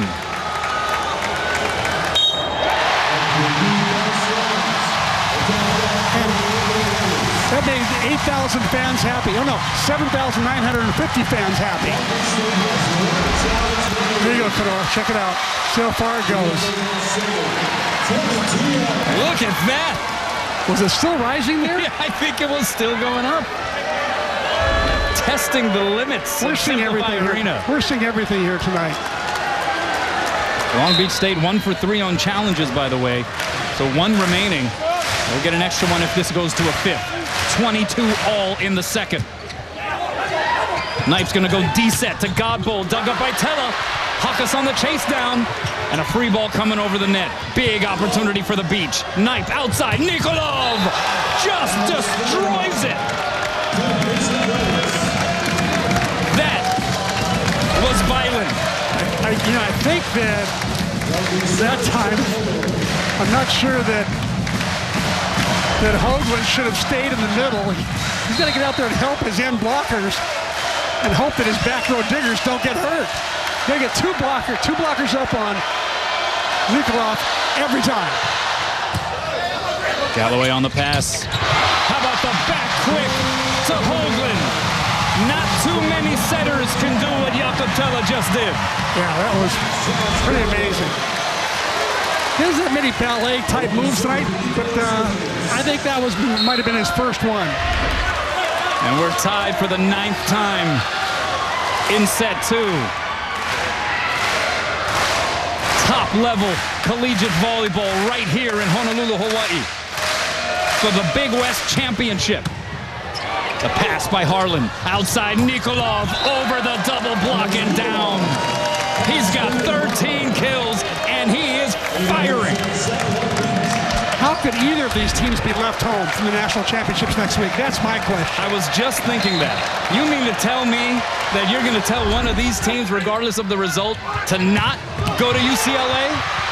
How about the scramble there by Long Beach State on set point in the second? Galloway dug up by Briggs. Great dig by Briggs. So Harland highballs it to Nikolov. Touch shot, diving save. Muklius and then Tella on 2.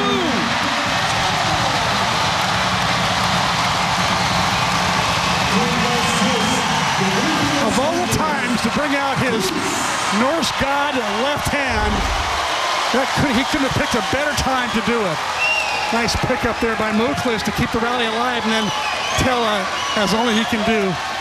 He can take over a game as well, but I'll tell you, Nikolov, nobody is like that guy. He's phenomenal.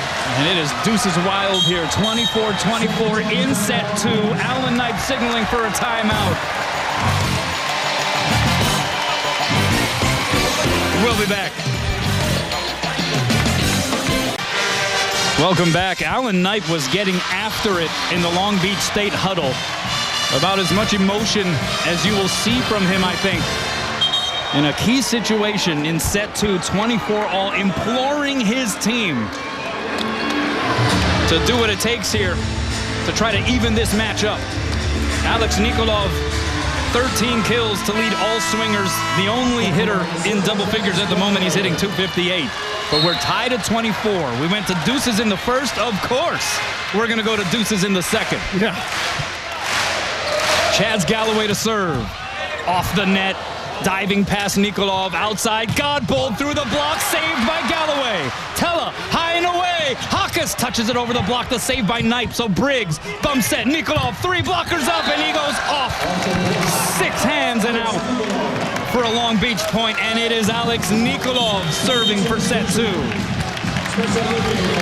He can just carry a team on his shoulders, those big, broad Bulgarian shoulders, and he is putting on a show.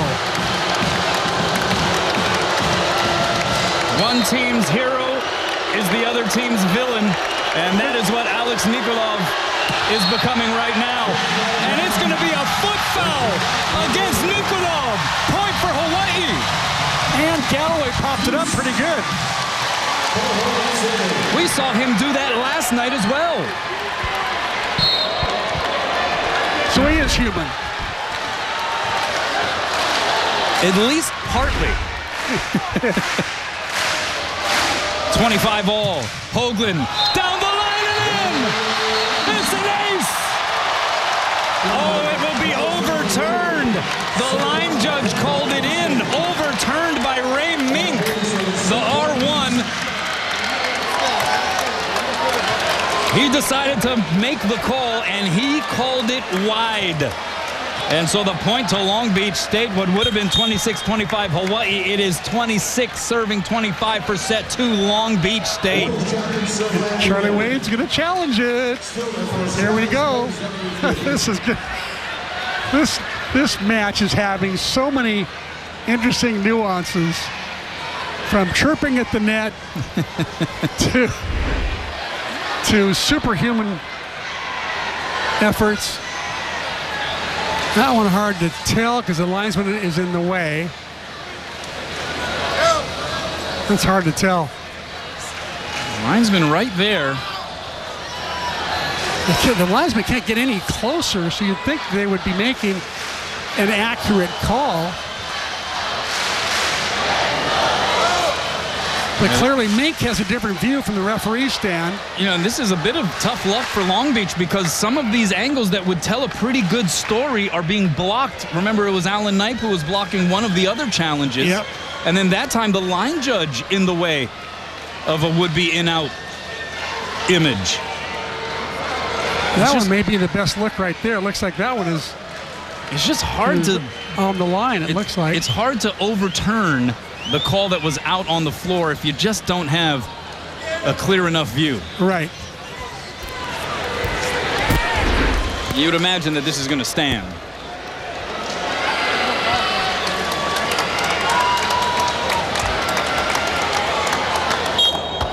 And it will.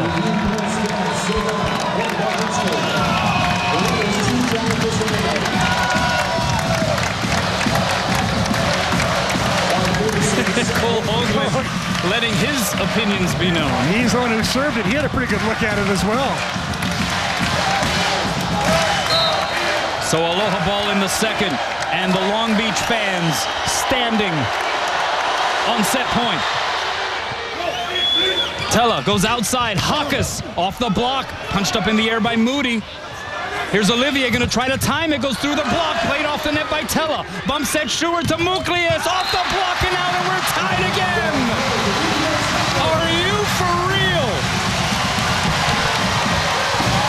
You know, Cano, I've called a lot of volleyball the last, I think, 38 years, the last time I called one. And I have never seen anything like this. Two teams this evenly matched. I mean, this is the best drama on television. Hawaii and Long Beach State. Tella on the serve. Great pass, Olivier. He gets the set on the outside, and he is roofed.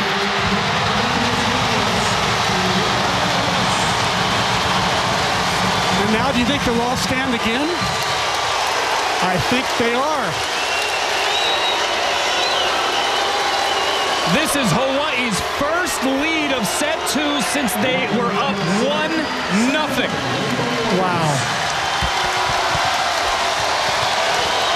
Hawaii serving for the second frame.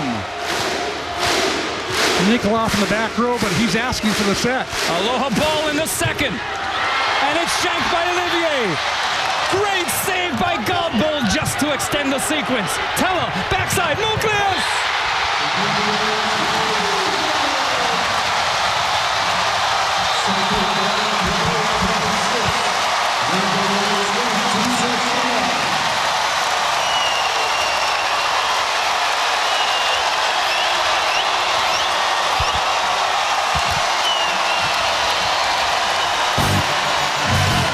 Hawaii ended the first set on a 3-0 run. They end set 2 on a 3-0 run. And on Championship Saturday in the Big West Conference, the home team Rainbow Warriors will have an opportunity to crack open the broom closet.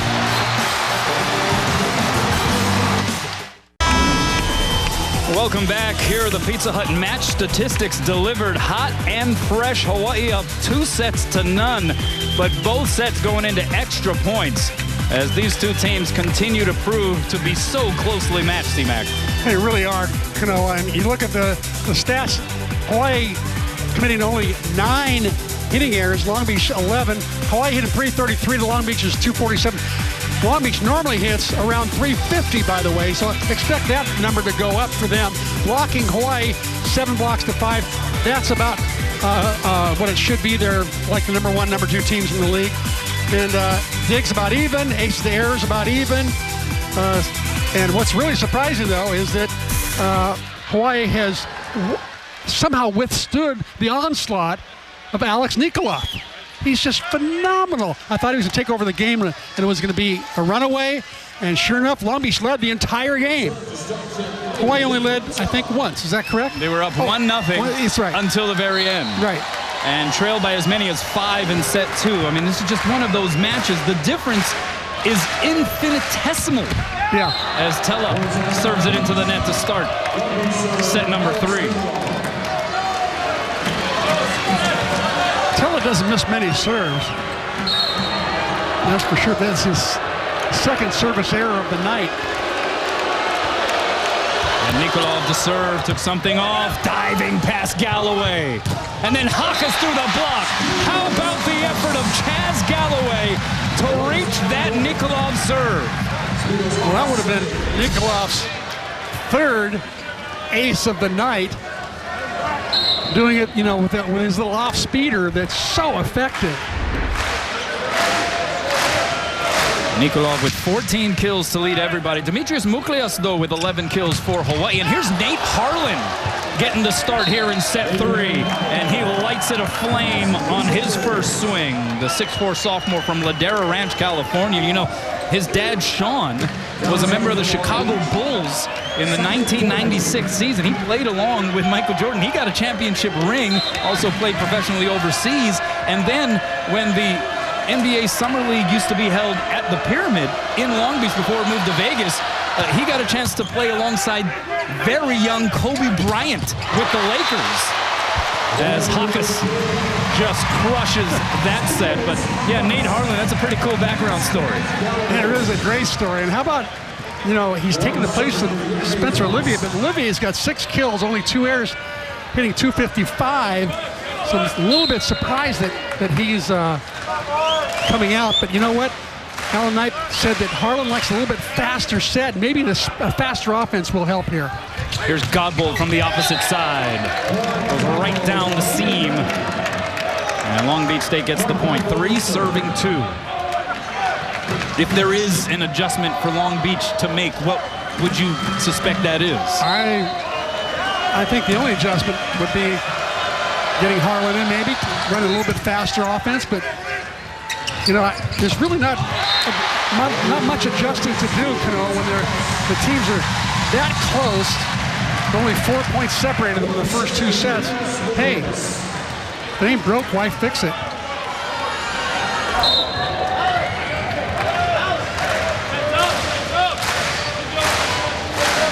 Three serving 3, and it's Muklias.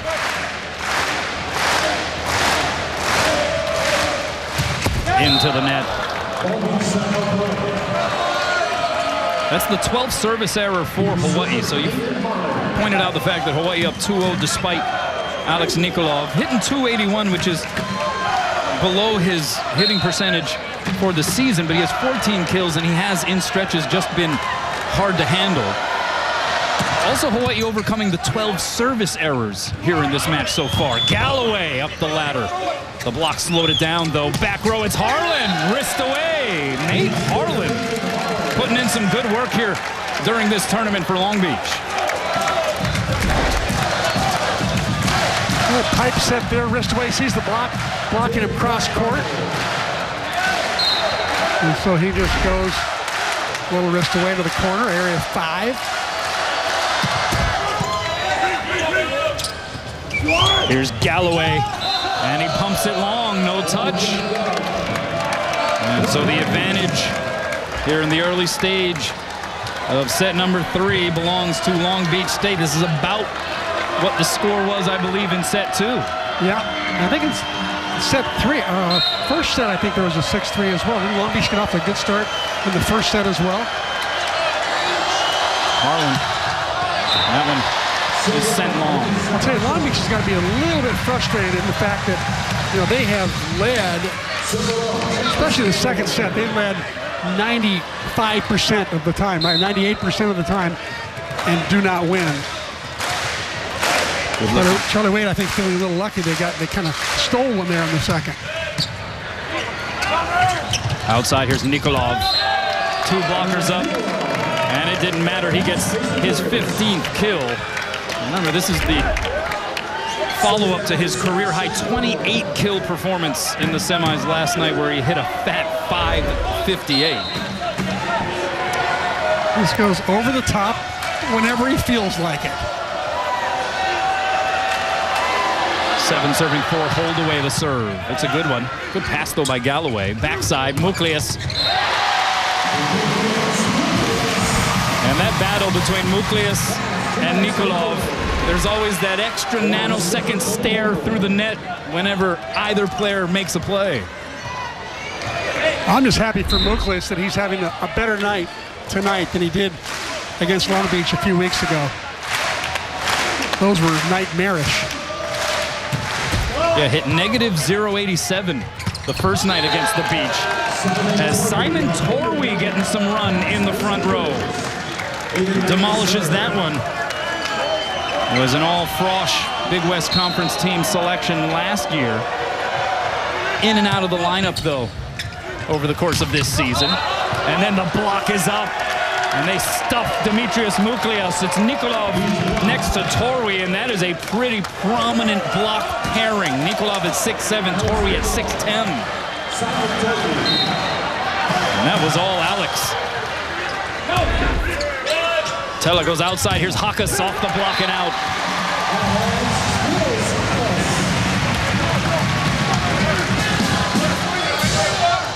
Spiros Hakas having a steady night on the outside. 8 kills to Yeah, he's got 9 kills now, hitting over 300. He actually has 12 kills. He's matching Muklias.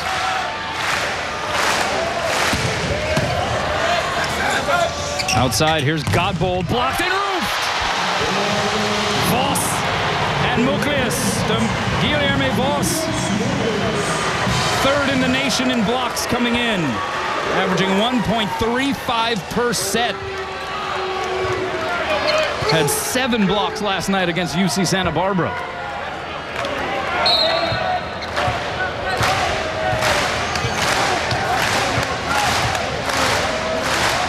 Seven serving 9. Tella gets the beach out of system, but here's Nikolov, tip shot, diving save Tella, so Schuard back set to Hakas, 3 blockers up, diving save Briggs, what an effort! And then Briggs sends it over. Outside, Hakas got the touch. Great save by Shuey there in the middle of that rally. He had to dive to give his team that free ball. Why not really as well organized, I think, as they could be on those free ball plays. You know, interesting, some great efforts there by Mason Briggs, but you look at the stats, and both setters are leading each team in digs. You have Jakob Tella with 8, and you have Aiden Knipe with 7 on the side of the beach. 8 serving 9, Tella. Perfect pass by Briggs. Back row, Harland dug up over the net by Galloway. Beach on the attack, here's Godbold, and he finds that deep corner. And Long Beach stayed up 2. Hawaii has been awfully good on this floor, C-Mac. 17-0 at home this year, and 20-1 when winning the first set, which is what they did here tonight. Those are just some of the trends, for what they're worth, that Long Beach State has to overcome.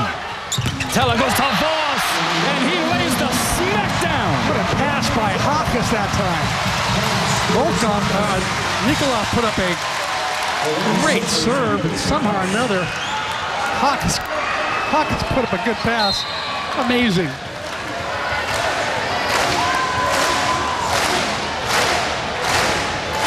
Nine serving 10. Hakas brings it across. Another solid pass by Briggs. Torwy didn't get all of it. Shuey slides in on his knees with the save. Here's Galloway. Dug up along the back line by Nikolov. Outside, it is Harland. 2-hand save by Schuard. Back bump set Tella to Muklias. And he misses that deep corner. Tried to curl it in, but it didn't quite sink into the target. Just the scrambling that is taking place on either side has been breathtaking. Yeah, Hawaii playing out of kilter that whole rally. And Torwy will serve. Beach attacking Galloway and serve receive. Hakas got blocked, but a good up by Schuard. Galloway the swing. Right there on the dig is Torwy. So the set goes to Harland. 2 blockers up, and he tried to go wrist away, but the thin slice went wide of the court. Some words of instructions for Nate Harland from head coach Alan Knipe. Knipe, an NCAA championship champion himself back in 1991. Won the national championship as a middle blocker. That one as a player with Long Beach State, and then one in 2018 and 2019 as the head coach. Here's Holdaway. 1-hand save, Kanaiakana. Tella to Galloway. That was a tough approach, and Galloway pulverized it. How about Kanaiakana? He's got all those volleyball genes working with him, you know. Mom, Kristen, a great player, La Pietra. Mom, Wendy. Grandmother, Wendy. A great player on the beach and indoors, and of course grandfather Tony. Yep. Coach of the 1984 Olympic team. How about his cousins Taylor and Trevor Crabb? Yeah, they can play some volleyball too. Yeah, they've done some stuff in the game. Oh, the tip by Nikolov fell short, and Hawaii jumps in front. First lead of set 3 for the Rainbow Warriors. A rare error from Alex. That's his 6th hitting error. That drops his percentage to .257.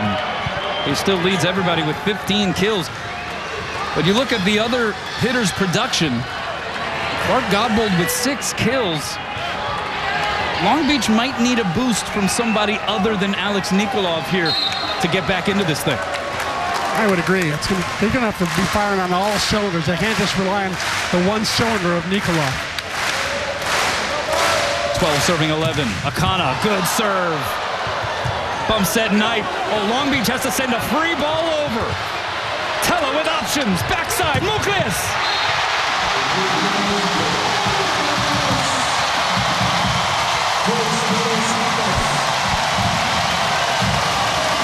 And that's 4 straight points for the Warriors. What a run Hawaii's had, being down 6-3 and now up 13-11, forcing a Long Beach State timeout.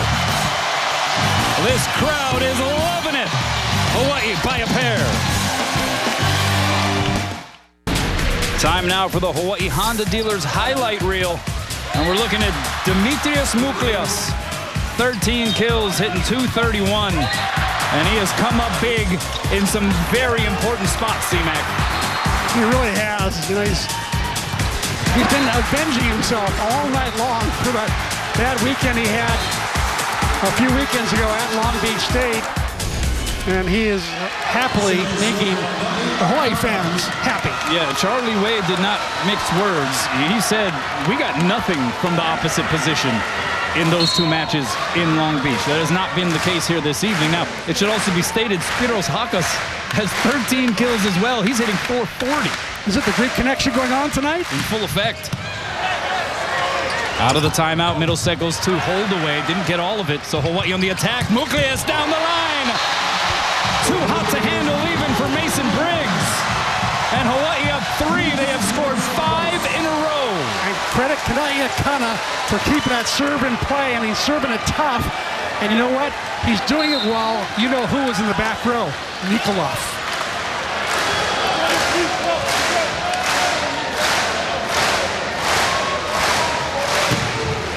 Another good serve, but a good pass by Briggs. Back row Nikolov through the block. Tella with the touch. Tella has to free ball it over. Briggs chases it down. Back row Nikolov again. Just overwhelming with his 16th put down. He continues to give the fans their money's worth with shots like that. A 3-time national champion in Bulgaria with his Sofia club. Member of the U19, U18, and U17 Bulgarian national team as Godbold sends it long. Well, I think he could play with their national team very, very soon. I'd be surprised if there's not too many players ahead of him on their national team. 15 serving 12. Muklias to serve.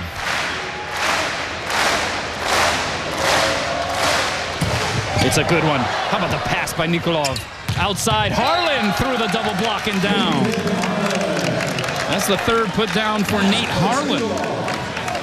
You know, came into this match with just 14 total kills on the season. I asked Alan Knipe about him. I said, Alan, where's this guy been? He said, well, there just haven't been that many opportunities to get him in, but in the practice gym every week, every day, he plays really, really well. And a good serve. Tella has to push it over on 2. So Briggs bumps it. Nikolov, 3 blockers up, and he pumps it long. No touch is called. Point for Hawaii. Alan Knipe has 1 challenge left. Is he going to use it here? It doesn't appear as though he will. And so Hawaii will go up 3, 16 serving 13 with Galloway due up to serve. 7th hitting error for Nikolov.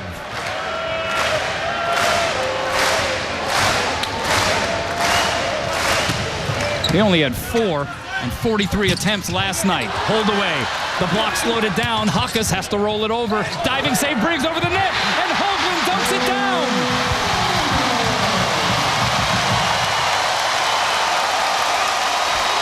What a nice controlled tap down by Cole Hoagland. Goes up and does not follow through with his arm there. Would have gotten cable if he did. He just tapped it down. Very smart play. Largest lead of set 3 for the home team. Hoagland with 4 kills. The lead is 4. And I think we're going to have a challenge here from Alan Knight. Alan Knight's got 1 timeout left. And I'm surprised he didn't use that. I guess he wants to use this challenge as a timeout, but if this challenge isn't successful, he'll be out of challenges the rest of the night until he gets to game 5, set 5. Which is certainly what he's rooting for. And at this point, it's a 4-point differential. You almost are forced to pull out all the stops. But what is the challenge? We're still sort of waiting for official word. I think he was hoping that Hoagland interfered or followed through into the cable, but not even close. This is an easy call, I think, for Tony Chan. It won't be reversed. Yeah, quickly off with the headset. The challenge was for a net violation. Didn't appear to be very close. But like you said, Alan Knight also using that as a veritable timeout. So Hawaii now on an 8-2 run. They are up by 4.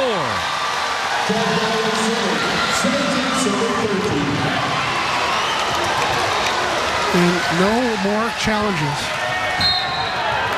That could prove to be crucial, I would think, with how close this match is.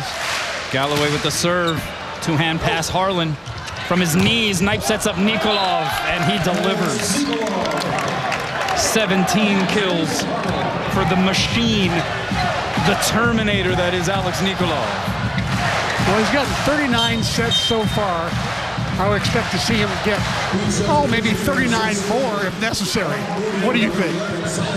That's definitely possible. I think what makes this a more sort of sensitive subject for Hawaii fans when they see this guy in a Long Beach State uniform is he is from the same hometown as one of the greats in Hawaii volleyball history, Rado Parapunov, the National Player of the Year a year ago when Hawaii claimed its national championship.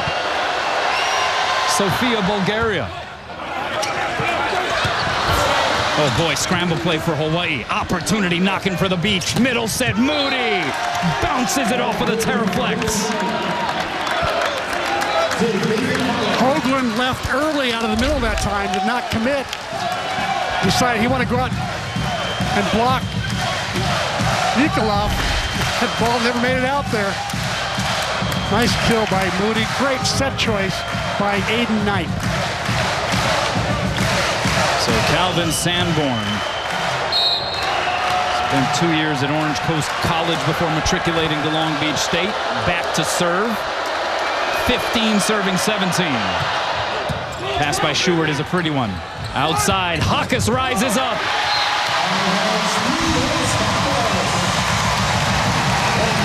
They did a little bit of a switch block there, move Aiden Knight into the middle and put Moody on the outside. Looked like, Moody's still in the middle. Sometimes they'll do that. They'll switch their middle blocker out and to post a bigger blocker on the outside. Here's Jack Walmer. How about the redshirt Frosch from Manhattan Beach, California, coming in to serve in a big spot. 18 serving 15. Briggs pops it straight up in the air. Middle set goes to Moody. Voss got a chunk. Teller with the save, so Walmer, the backup setter, goes to Muklius, and he gets the touch! That was some crucial play.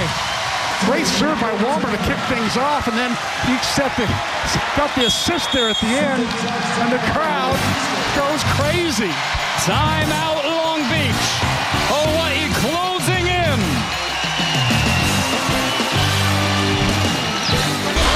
Welcome back.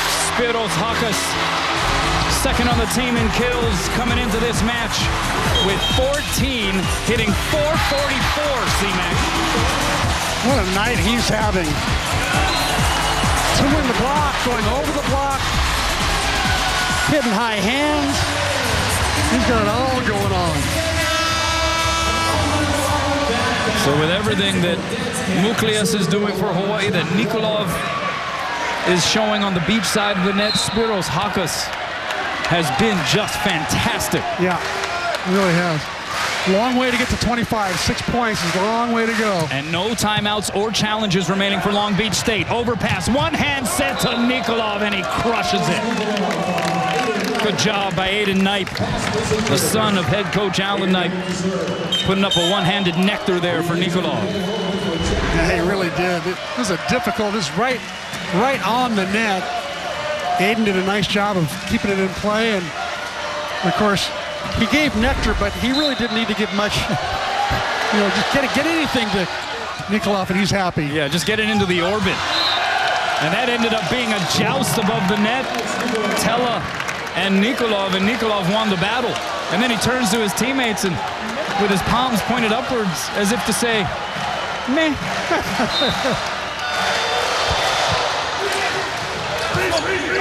Tella behind the head, set to Voss. Puts it down right in front of Briggs. Hawaii gets to 21st. Like I said, long way to 25, but what a set by Tella. Nikolov just missed adjusting on him to the outside. Hawaii sighting out at 73% rate. That's extremely high. Out of system. High ball set to Nikolov, 3 blockers up. Shuey got hands on it. Galloway chases it down out of the tunnel. And a free ball coming over the net for the Beach. Knipe goes backside. Nikolov off the block. Galloway can't chase it down. Alex Nikolov with his 19th kill. And he now retreats back to serve with the Beach within 2. Long Beach with no timeouts left. And they have no challenges left. Hawaii's got both their timeouts left. Nice pass by Shuey. Voss. An excuse me swing that finds the floor. A little bit of paint brush on it, had some backspin, but he'll take the kill no matter what.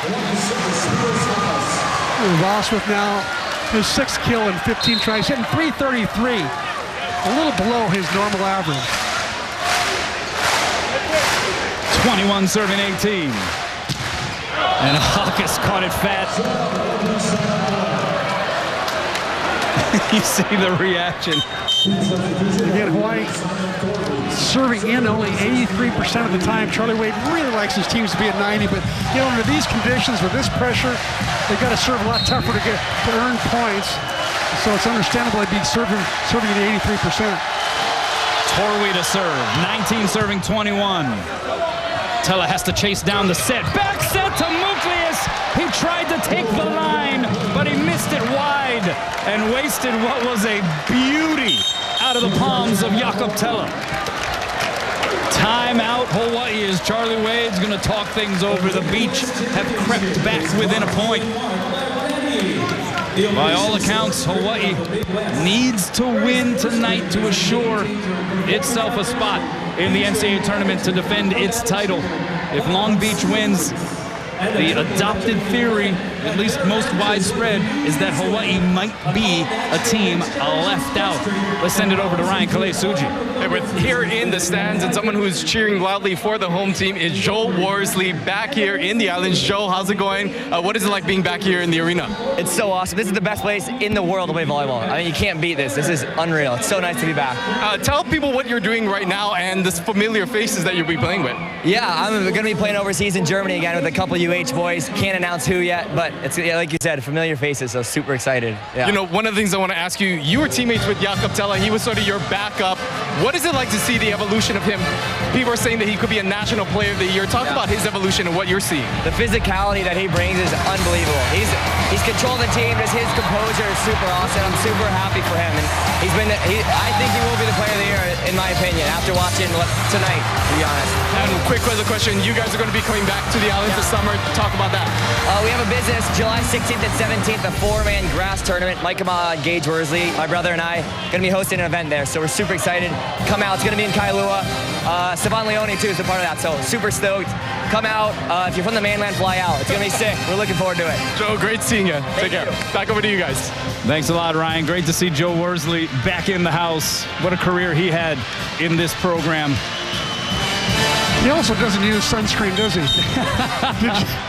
He and Scott Robson have something in common. And James Anastasiadis, apparently. Maybe they were over at the water polo championship. Could be. Congrats, by the way, to UC Irvine for claiming that title. Just right across the parking lot here on the lower campus of the University of Hawaii where that championship took place. 20 serving 21 out of the timeout. Tella goes backside. Here's Muklius. Cross court and in. Well, Muklius has been going line. He's been getting blocked or missing the line. This time he decides to go cross court. It's open. It's there. And even Aiden Knight, currently Long Beach's top digger, he couldn't pick it up. 22 serving 20 in the third. Hawaii up 2-0. Backside, Godbold blocked. What a cover by Briggs. Here's Spencer Olivier back in there. And he comes through in a huge spot for Long Beach State. Give that point to Mason Briggs, though. Man, he put up a tremendous cover off the Hawaii block. That was amazing. Right there, kept it alive, kept Long Beach in the rally, and ultimately Olivier gets the point. So 21 serving 22. These last few points, always the toughest. Hawaii 3 points away from a conference crown. Godbold the serve, tickles the tape. Tella goes middle to Hoagland. Hoagland's number hasn't been called in a while. I think it caught Long Beach off guard. And that was a bomb off the palm of Cole Hoagland. 23 serving 21.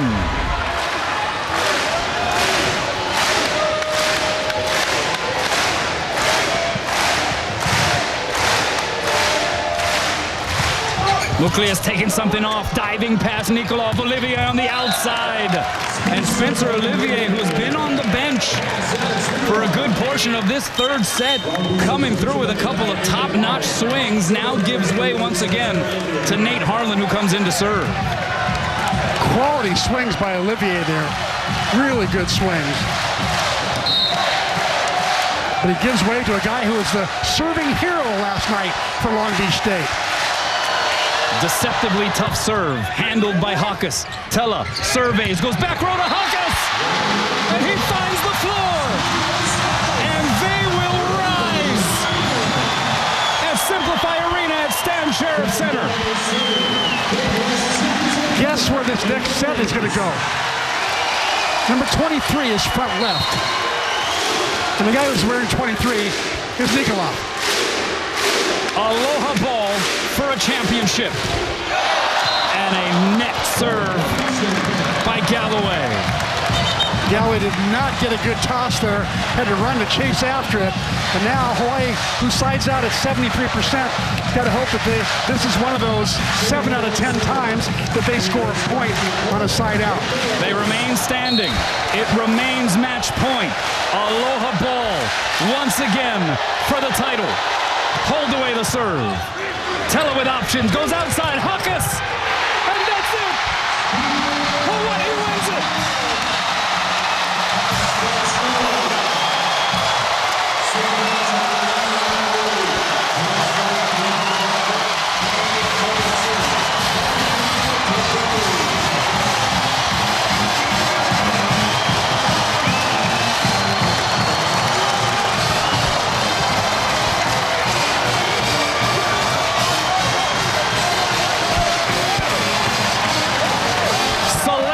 Sunday will be drama-free for the Rainbow Warriors as they earn a ticket to defend their national championship. Once again, the big dogs of the Big West taking down Long Beach State. Ekahi, Elua, Aloha. If you'd asked me before the match how it was going to go, I'd say, well, I'll tell you what, neither team is going to sweep the other. But guess what? A sweep happened here tonight, but you know what, Kanoa? It could have easily gone 5 sets. It could have gone 3-0 the other way. These two teams are that evenly matched. Bank of Hawaii presents the players of the match. For Long Beach State, Alex Nikolov, 19 kills, hitting .286, 4 blocks, 5 digs, 2 aces. Dimitrios Mouklias, 16 kills, .267, 5 blocks, 2 digs, and an ace. Hawaii takes it 27-25, 28-26, and 25-23. And you mean to tell me that both of these teams, regardless of what the result was going to be tonight, do not deserve to be in LA for the national championship tournament? Yeah, I tell you, it'd be a real travesty if both these teams weren't at Pollard Pavilion next week, because these two teams, with all due respect to everybody else, they are making a case for being the two best teams in America, or 2 of the 3 or 4 best teams in America, easily by the display they put on tonight. I hope the East Coast stayed up late enough to watch this, because it was truly 2 very athletic, well-coached teams putting on a show. And a cool little moment there is Mouklias and Nikolov, who exchanged some words during the match, exchanging some kinder words here. Nice to see sportsmanship prevail. Correct.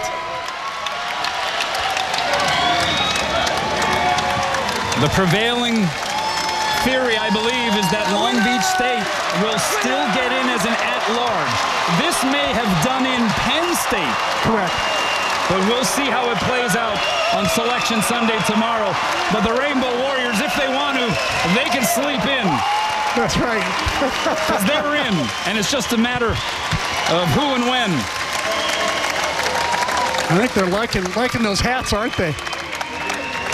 And as spirited a battle as it was, you heard the crowd in unison applauding not just the champion Hawaii team, but they were applauding Long Beach State. This was yet another example of why the Big West Conference is so elite.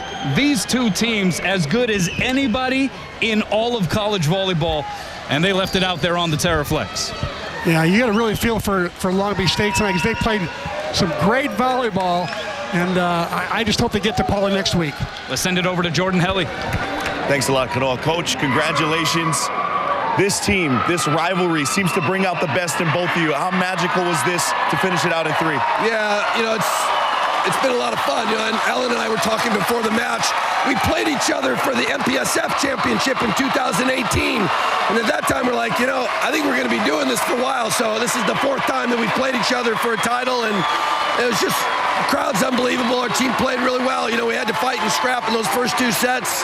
I believe we're the first 2-time Big West tournament champions. It was a lot of fun. Yeah, it's been a great year, and looking forward to, you know, competing and defending our title.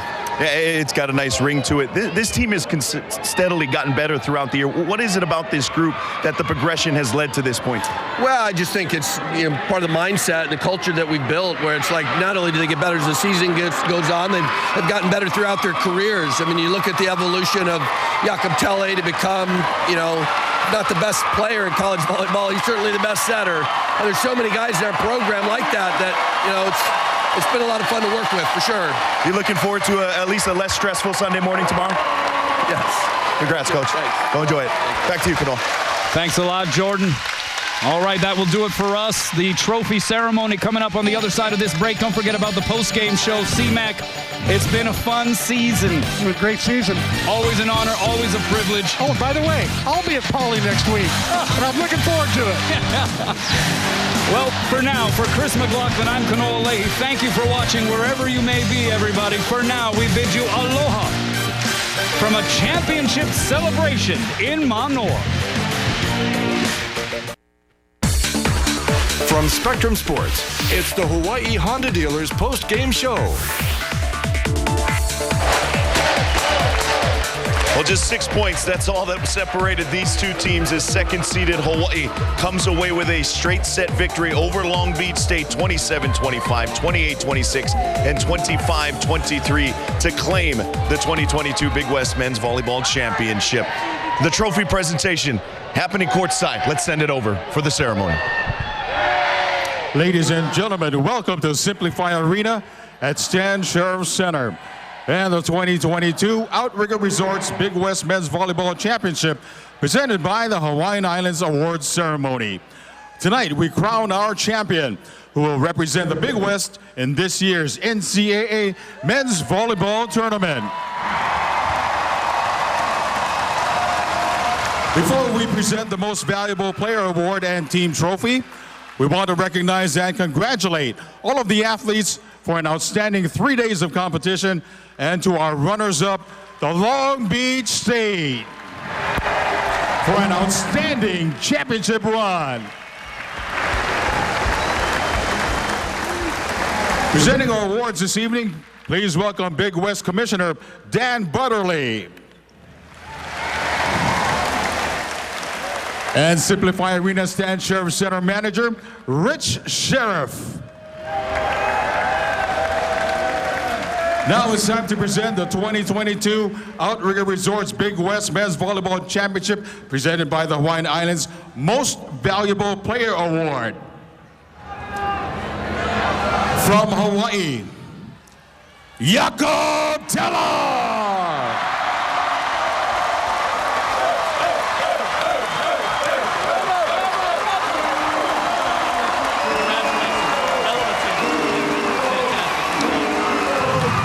Congratulations to Jakob Teller on being named the 2022 Outrigger Resorts Big West Men's Volleyball Championship presented by the Hawaiian Islands Most Valuable Player. Let the bearded man do it.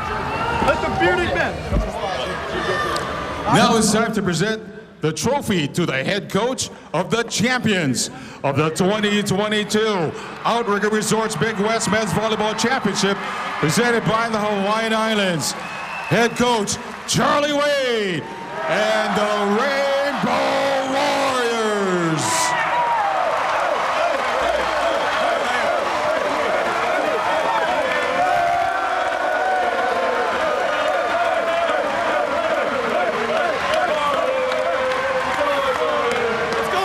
The Big West would like to thank the University of Hawaii and head coach Charlie Wade for hosting this year's event, as well as Rich Sheriff and the University of Hawaii athletic staff and Big West volleyball officials for their assistance with this year's event.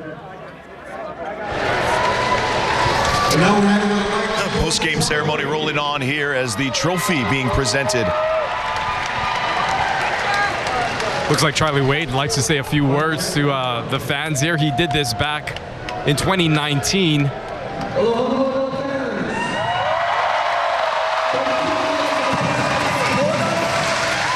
This is chicken skin moment for me, reminiscing back to 2019 when you guys were here to help us win the first Big West Championship. Thank you guys for coming out. I said it in 2019, I said it again last year when we won the national championship. These championships are not only for you, they are because of you. You are the wind in our sails. You are the mana that inspires us to train every day. Thank you. You are the best volleyball fans in the world. Thank you for being here. We'll see you in LA. Aloha. Charlie Wade does what he does best. He riles the crowd up and the fan base here at the Stan Sheriff Center. And you heard them there. We'll see you in LA. I would not be surprised if many people here in Hawaii start making some plans to be in Westwood next weekend. Guaranteed. You know it. The fans of Hawaii are the greatest. And tonight, listen closely. Absolutely electric all evening long here at Simplify Arena. A number of the fans hanging out for the trophy celebration.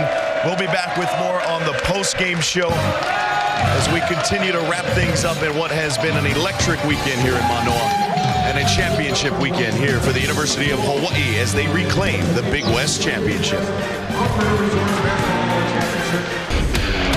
Well, it's a sweep for the Rainbow Warriors as they claim the Big West Conference crown. They get a chance to defend their national championship as they get the automatic berth as close as can be in what was eventually a sweep just 2-point wins in each of the 3 sets for the University of Hawaii. Dimitrios Muklias, 16 kills, hit 267 for the Rainbow Warriors in what was a pretty balanced attack with he and Spiros Hakas. On the other side, the freshman phenom for Long Beach State, Alex Nikolov, who hit well over 350 in the 2 wins for Long Beach State on the road for the University of Hawaii. Well, came back down to earth just a little bit tonight. 42 swings, 19 kills, but 7 errors, which loomed large for the freshman out of Bulgaria. And then we mentioned the balanced attack for the University of Hawaii. Spiros Hakas, 16 kills on 29 swings, hit 483 for the University of Hawaii as their 2 star pin hitters able to come up big down the stretch of each of the 3 sets. And there you see the final numbers, 27-25, 28-26, and 25-23. Hawaii in straight sets as the second-seeded Rainbow Warriors defeating Long Beach State here in the championship match. Welcome back to the Hawaii Honda Dealers post-game show. Well, look at the final numbers here. We mentioned Hawaii, just 6 points separating these two over the course of those 3 sets. Hawaii hitting 368 here in this match in the championship game against Long Beach State. There's something about this rivalry, just brings out the best in both squads, and we saw it again here tonight. Jordan Haley, Lisa Strand, Ryan Kalei-Suji back with you here at Simplify Arena at Stan Sheriff Center. And guys, what an electric atmosphere. The level of volleyball just through the roof. And Ryan, you know, I don't know how many people saw a sweep. I think the path was there for Hawaii to come up with a win, but how surprised are you that this went 3 sets? I mean, I think everybody expected this to be a bar burner, to go 5 sets. You know, when you look at the history of what these 2 teams have produced over the years, that's what we've become used to. But for Hawaii, I think to dominate and to pull out this in 3 straight sets is a statement. I think for anyone out there watching who may have questioned the caliber of this team, to beat Long Beach the way they did tonight says a lot about the trajectory of which they're playing. And again, a lot of credit goes to the fans out here. The fans were amazing, but there's just something about winning. I'm telling you, this team is so cohesive, so together, so all in, and Jakob Tella, deservingly so for the MVP of this tournament. He is a genius, amazing. Those players do not get the kills in the sets without that young man. He led everybody with digs with 11, just phenomenal play, and really a group effort tonight. Yeah, it really was. We talked about the balance, right? With Hakas on the left side, and you got Muklias on the right side, and really spreading things around. The middles came up huge. Cole Hoagland there, especially in the 3rd set. And how much of that balance really has kind of shined throughout the year, right? Yeah, I mean, I think as we look at some of the highlights from Cole Hoagland, he had a crucial kill there at the end. But you look at the stark contrast down Hawaii's stat line here. Hawaii's hitters, you know, they got 7, 16, 6, 7. A lot of diversity. Of course, they relied on the pins a lot, but whereas Long Beach was all Nikolov, really, right? There was not a really lot of effort. Hawaii just came at you from so many different angles tonight. And they said, like I said earlier, 3rd time's a charm. So you know what? The 3rd time, and they came out just with it all set. They knew what they had to do. They had to take care of business in order to punch their ticket to the playoffs. And I know we'll talk a little bit about the NCAA tournament coming up, but when you look around the landscape, right, other teams tripping over themselves, falling early in their tournaments, it's hard to argue that anybody's playing better volleyball than Hawaii right now, right?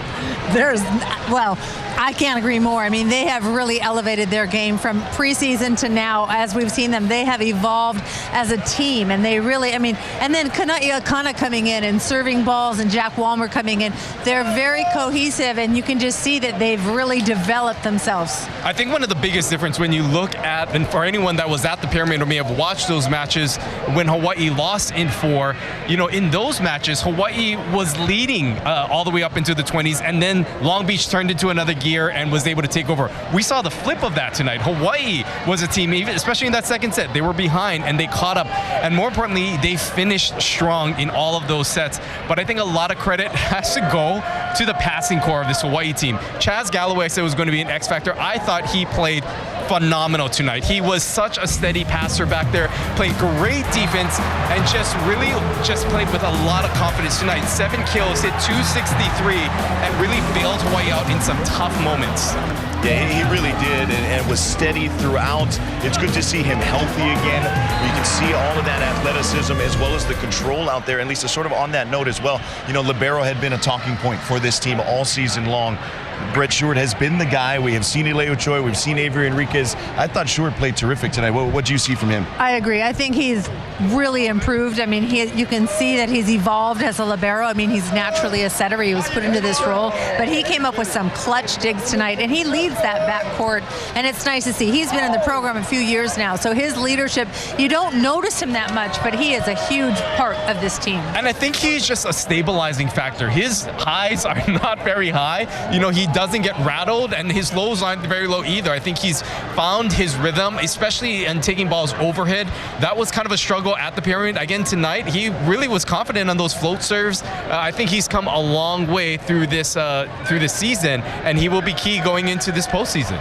And of course, that punches the ticket for the University of Hawaii as they will get a chance to defend their national championship. We will talk in depth about the tournament coming up. The selection show is less than 12 hours away tomorrow morning, so we will discuss that as well as what the at-large berth looks like. Long Beach State going to be watching that intently for sure tomorrow morning. It'll be a little less stressful for Charlie Wade and his guys as they sweep to the Big West Crown.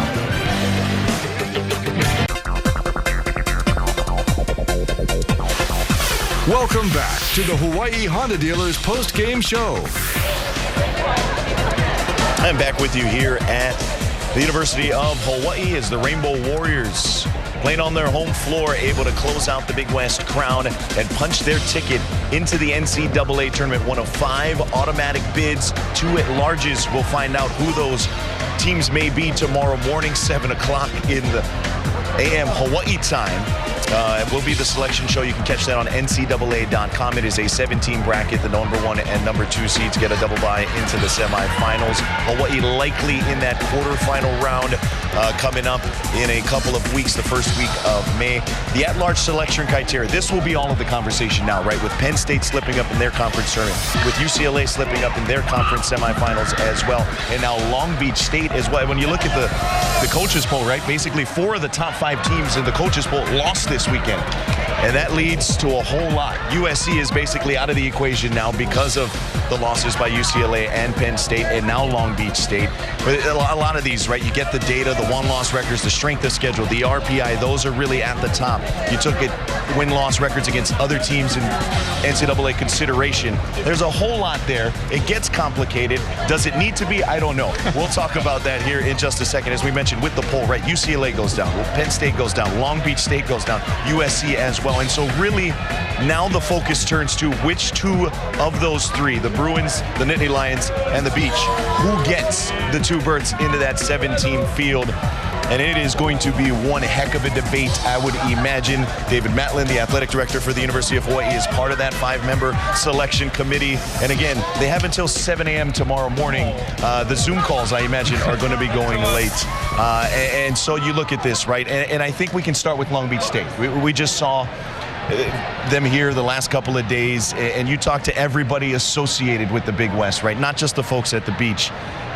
They are adamant this is a 2-bid league, and it's kind of hard to argue when you look at the level that we saw tonight. I can't argue with that. I'd have to say, how can you not have both of these teams in the national tournament? That would just be unbelievable. But that right before our very own eyes, I feel like we just watched a national championship, basically. Yeah, I think, one of the things that it will come down to will be, I think UCLA is in, no doubt. It's going to really be between Long Beach and Penn State for that second at-large spot. And I think you got to give it to Long Beach. I mean, the RPI being number 1 in the RPI can get a little wonky at times with the way it's calculated. But overall, I think that is strong enough. You look at their record and their strength of schedule, their ability to win on the road, albeit they haven't played a lot on the road. But I do think that they have enough on their resume that will bump them ahead of Penn State and really should be in the tournament. I did talk to athletic director Dave Matlin. They've actually been meeting for hours already, going over every scenario, and they're going to reconnect again. But a lot of those conversations have already been had.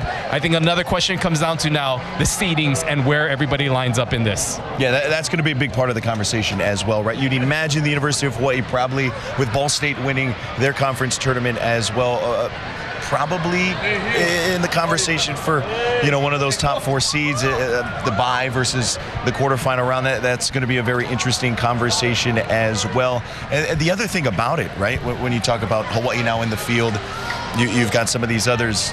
This year, maybe more so than in previous years, Lisa, there is a field of 4, maybe 5 teams that could legitimately win it all. Yeah, there is. There's just so much parity. Basically, that's what we've seen. That's why you've seen these upsets, these teams being upset. UCLA, Penn State, Stanford going a lot further than they thought they would. There's so much parity, and I just call it organized chaos. You know, these teams, some of these teams are actually peaking. COVID affected so many teams with people being out and seasons being, games being canceled and not being able to travel and whatnot. So you have all these different teams coming in and just amazing competition, and it's creating what my favorite word tonight, chaos. Well, I think one of the things too, when you look at the way in which next week will unfold, it really comes down to who's playing the best right now. And it's hard for some of these teams that are going to be playing in there. They're going to be coming off a loss, right? So Long Beach State, if they make it in, UCLA or Penn State, whoever it is, they lost in their last match. And so how does that affect their ability to come in with any confidence going into this last run? Whereas Hawaii has just been playing phenomenal on the road. You know, that series against UCI, obviously the success they've had this week, they are playing their best volleyball of the season right now. That's got to give them a confidence. And we can't forget, they are the defending national champions. They are going up there to defend their title. They will have a target on their back.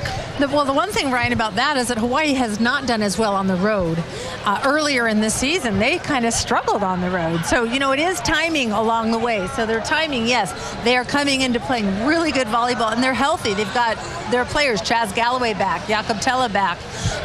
They've got a healthy squad, and they're playing really well. So it is a little bit of the timing as well. I would argue, though, that Poly Pavilion could be the Simplify Arena Stan Share Center 2.0. I think there are obviously a lot of Hawaii fans that live in Southern California. A lot of these fans here are booking their flights right now. It could be like what we saw back in the late 1990s with Yuval Kotz and Aaron Wilton, and how Poly Pavilion turned into an extension of this arena. It's a larger facility as well, right? And so bigger crowds potentially as you get into it. Last couple of NCAA championship venues have been, you know, limited tickets and hot tickets at that. So it's going to be interesting. And just one last thought, guys, before we get out of here. The depth of this conference, how much has that prepared Hawaii for this moment to defend their championship? Well, I think the depth is awesome. I think that the Big West Conference definitely, I mean, they have a lot of depth. Earlier in the season, we saw Hawaii bringing in new programs and playing different squads. But I think this conference has really helped them to become as good as they are right now. And that's why the argument continues to be made that this is a conference that deserves 2 teams. I mean, you look at the top 10 and the number of Big West teams that are represented there, and some people may question, well, Hawaii lost to San Diego. Well, San Diego's in the top 10. I mean, this is a conference that continues to push these programs and these players, and I think that it only helped Hawaii. You saw Hawaii get better in the season because of the competition that they were playing on the other side of the net. Absolutely an incredible atmosphere all weekend long here at the arena. The University of Hawaii prevailing in straight sets to upset #1 seed Long Beach State and claim the Big West Conference Championship. It has been a magical week here on Lower Campus as you have the water polo tournament playing out as well. UC Irvine claiming the women's water polo crown just a couple of hours before the Volleyballs were able to close this out. For Lisa Strand, for Ryan Calais, Suji Jordan Helly saying so long here on the post-game show. It's the Rainbow Warriors who claim the conference crown for another time going here in 2022.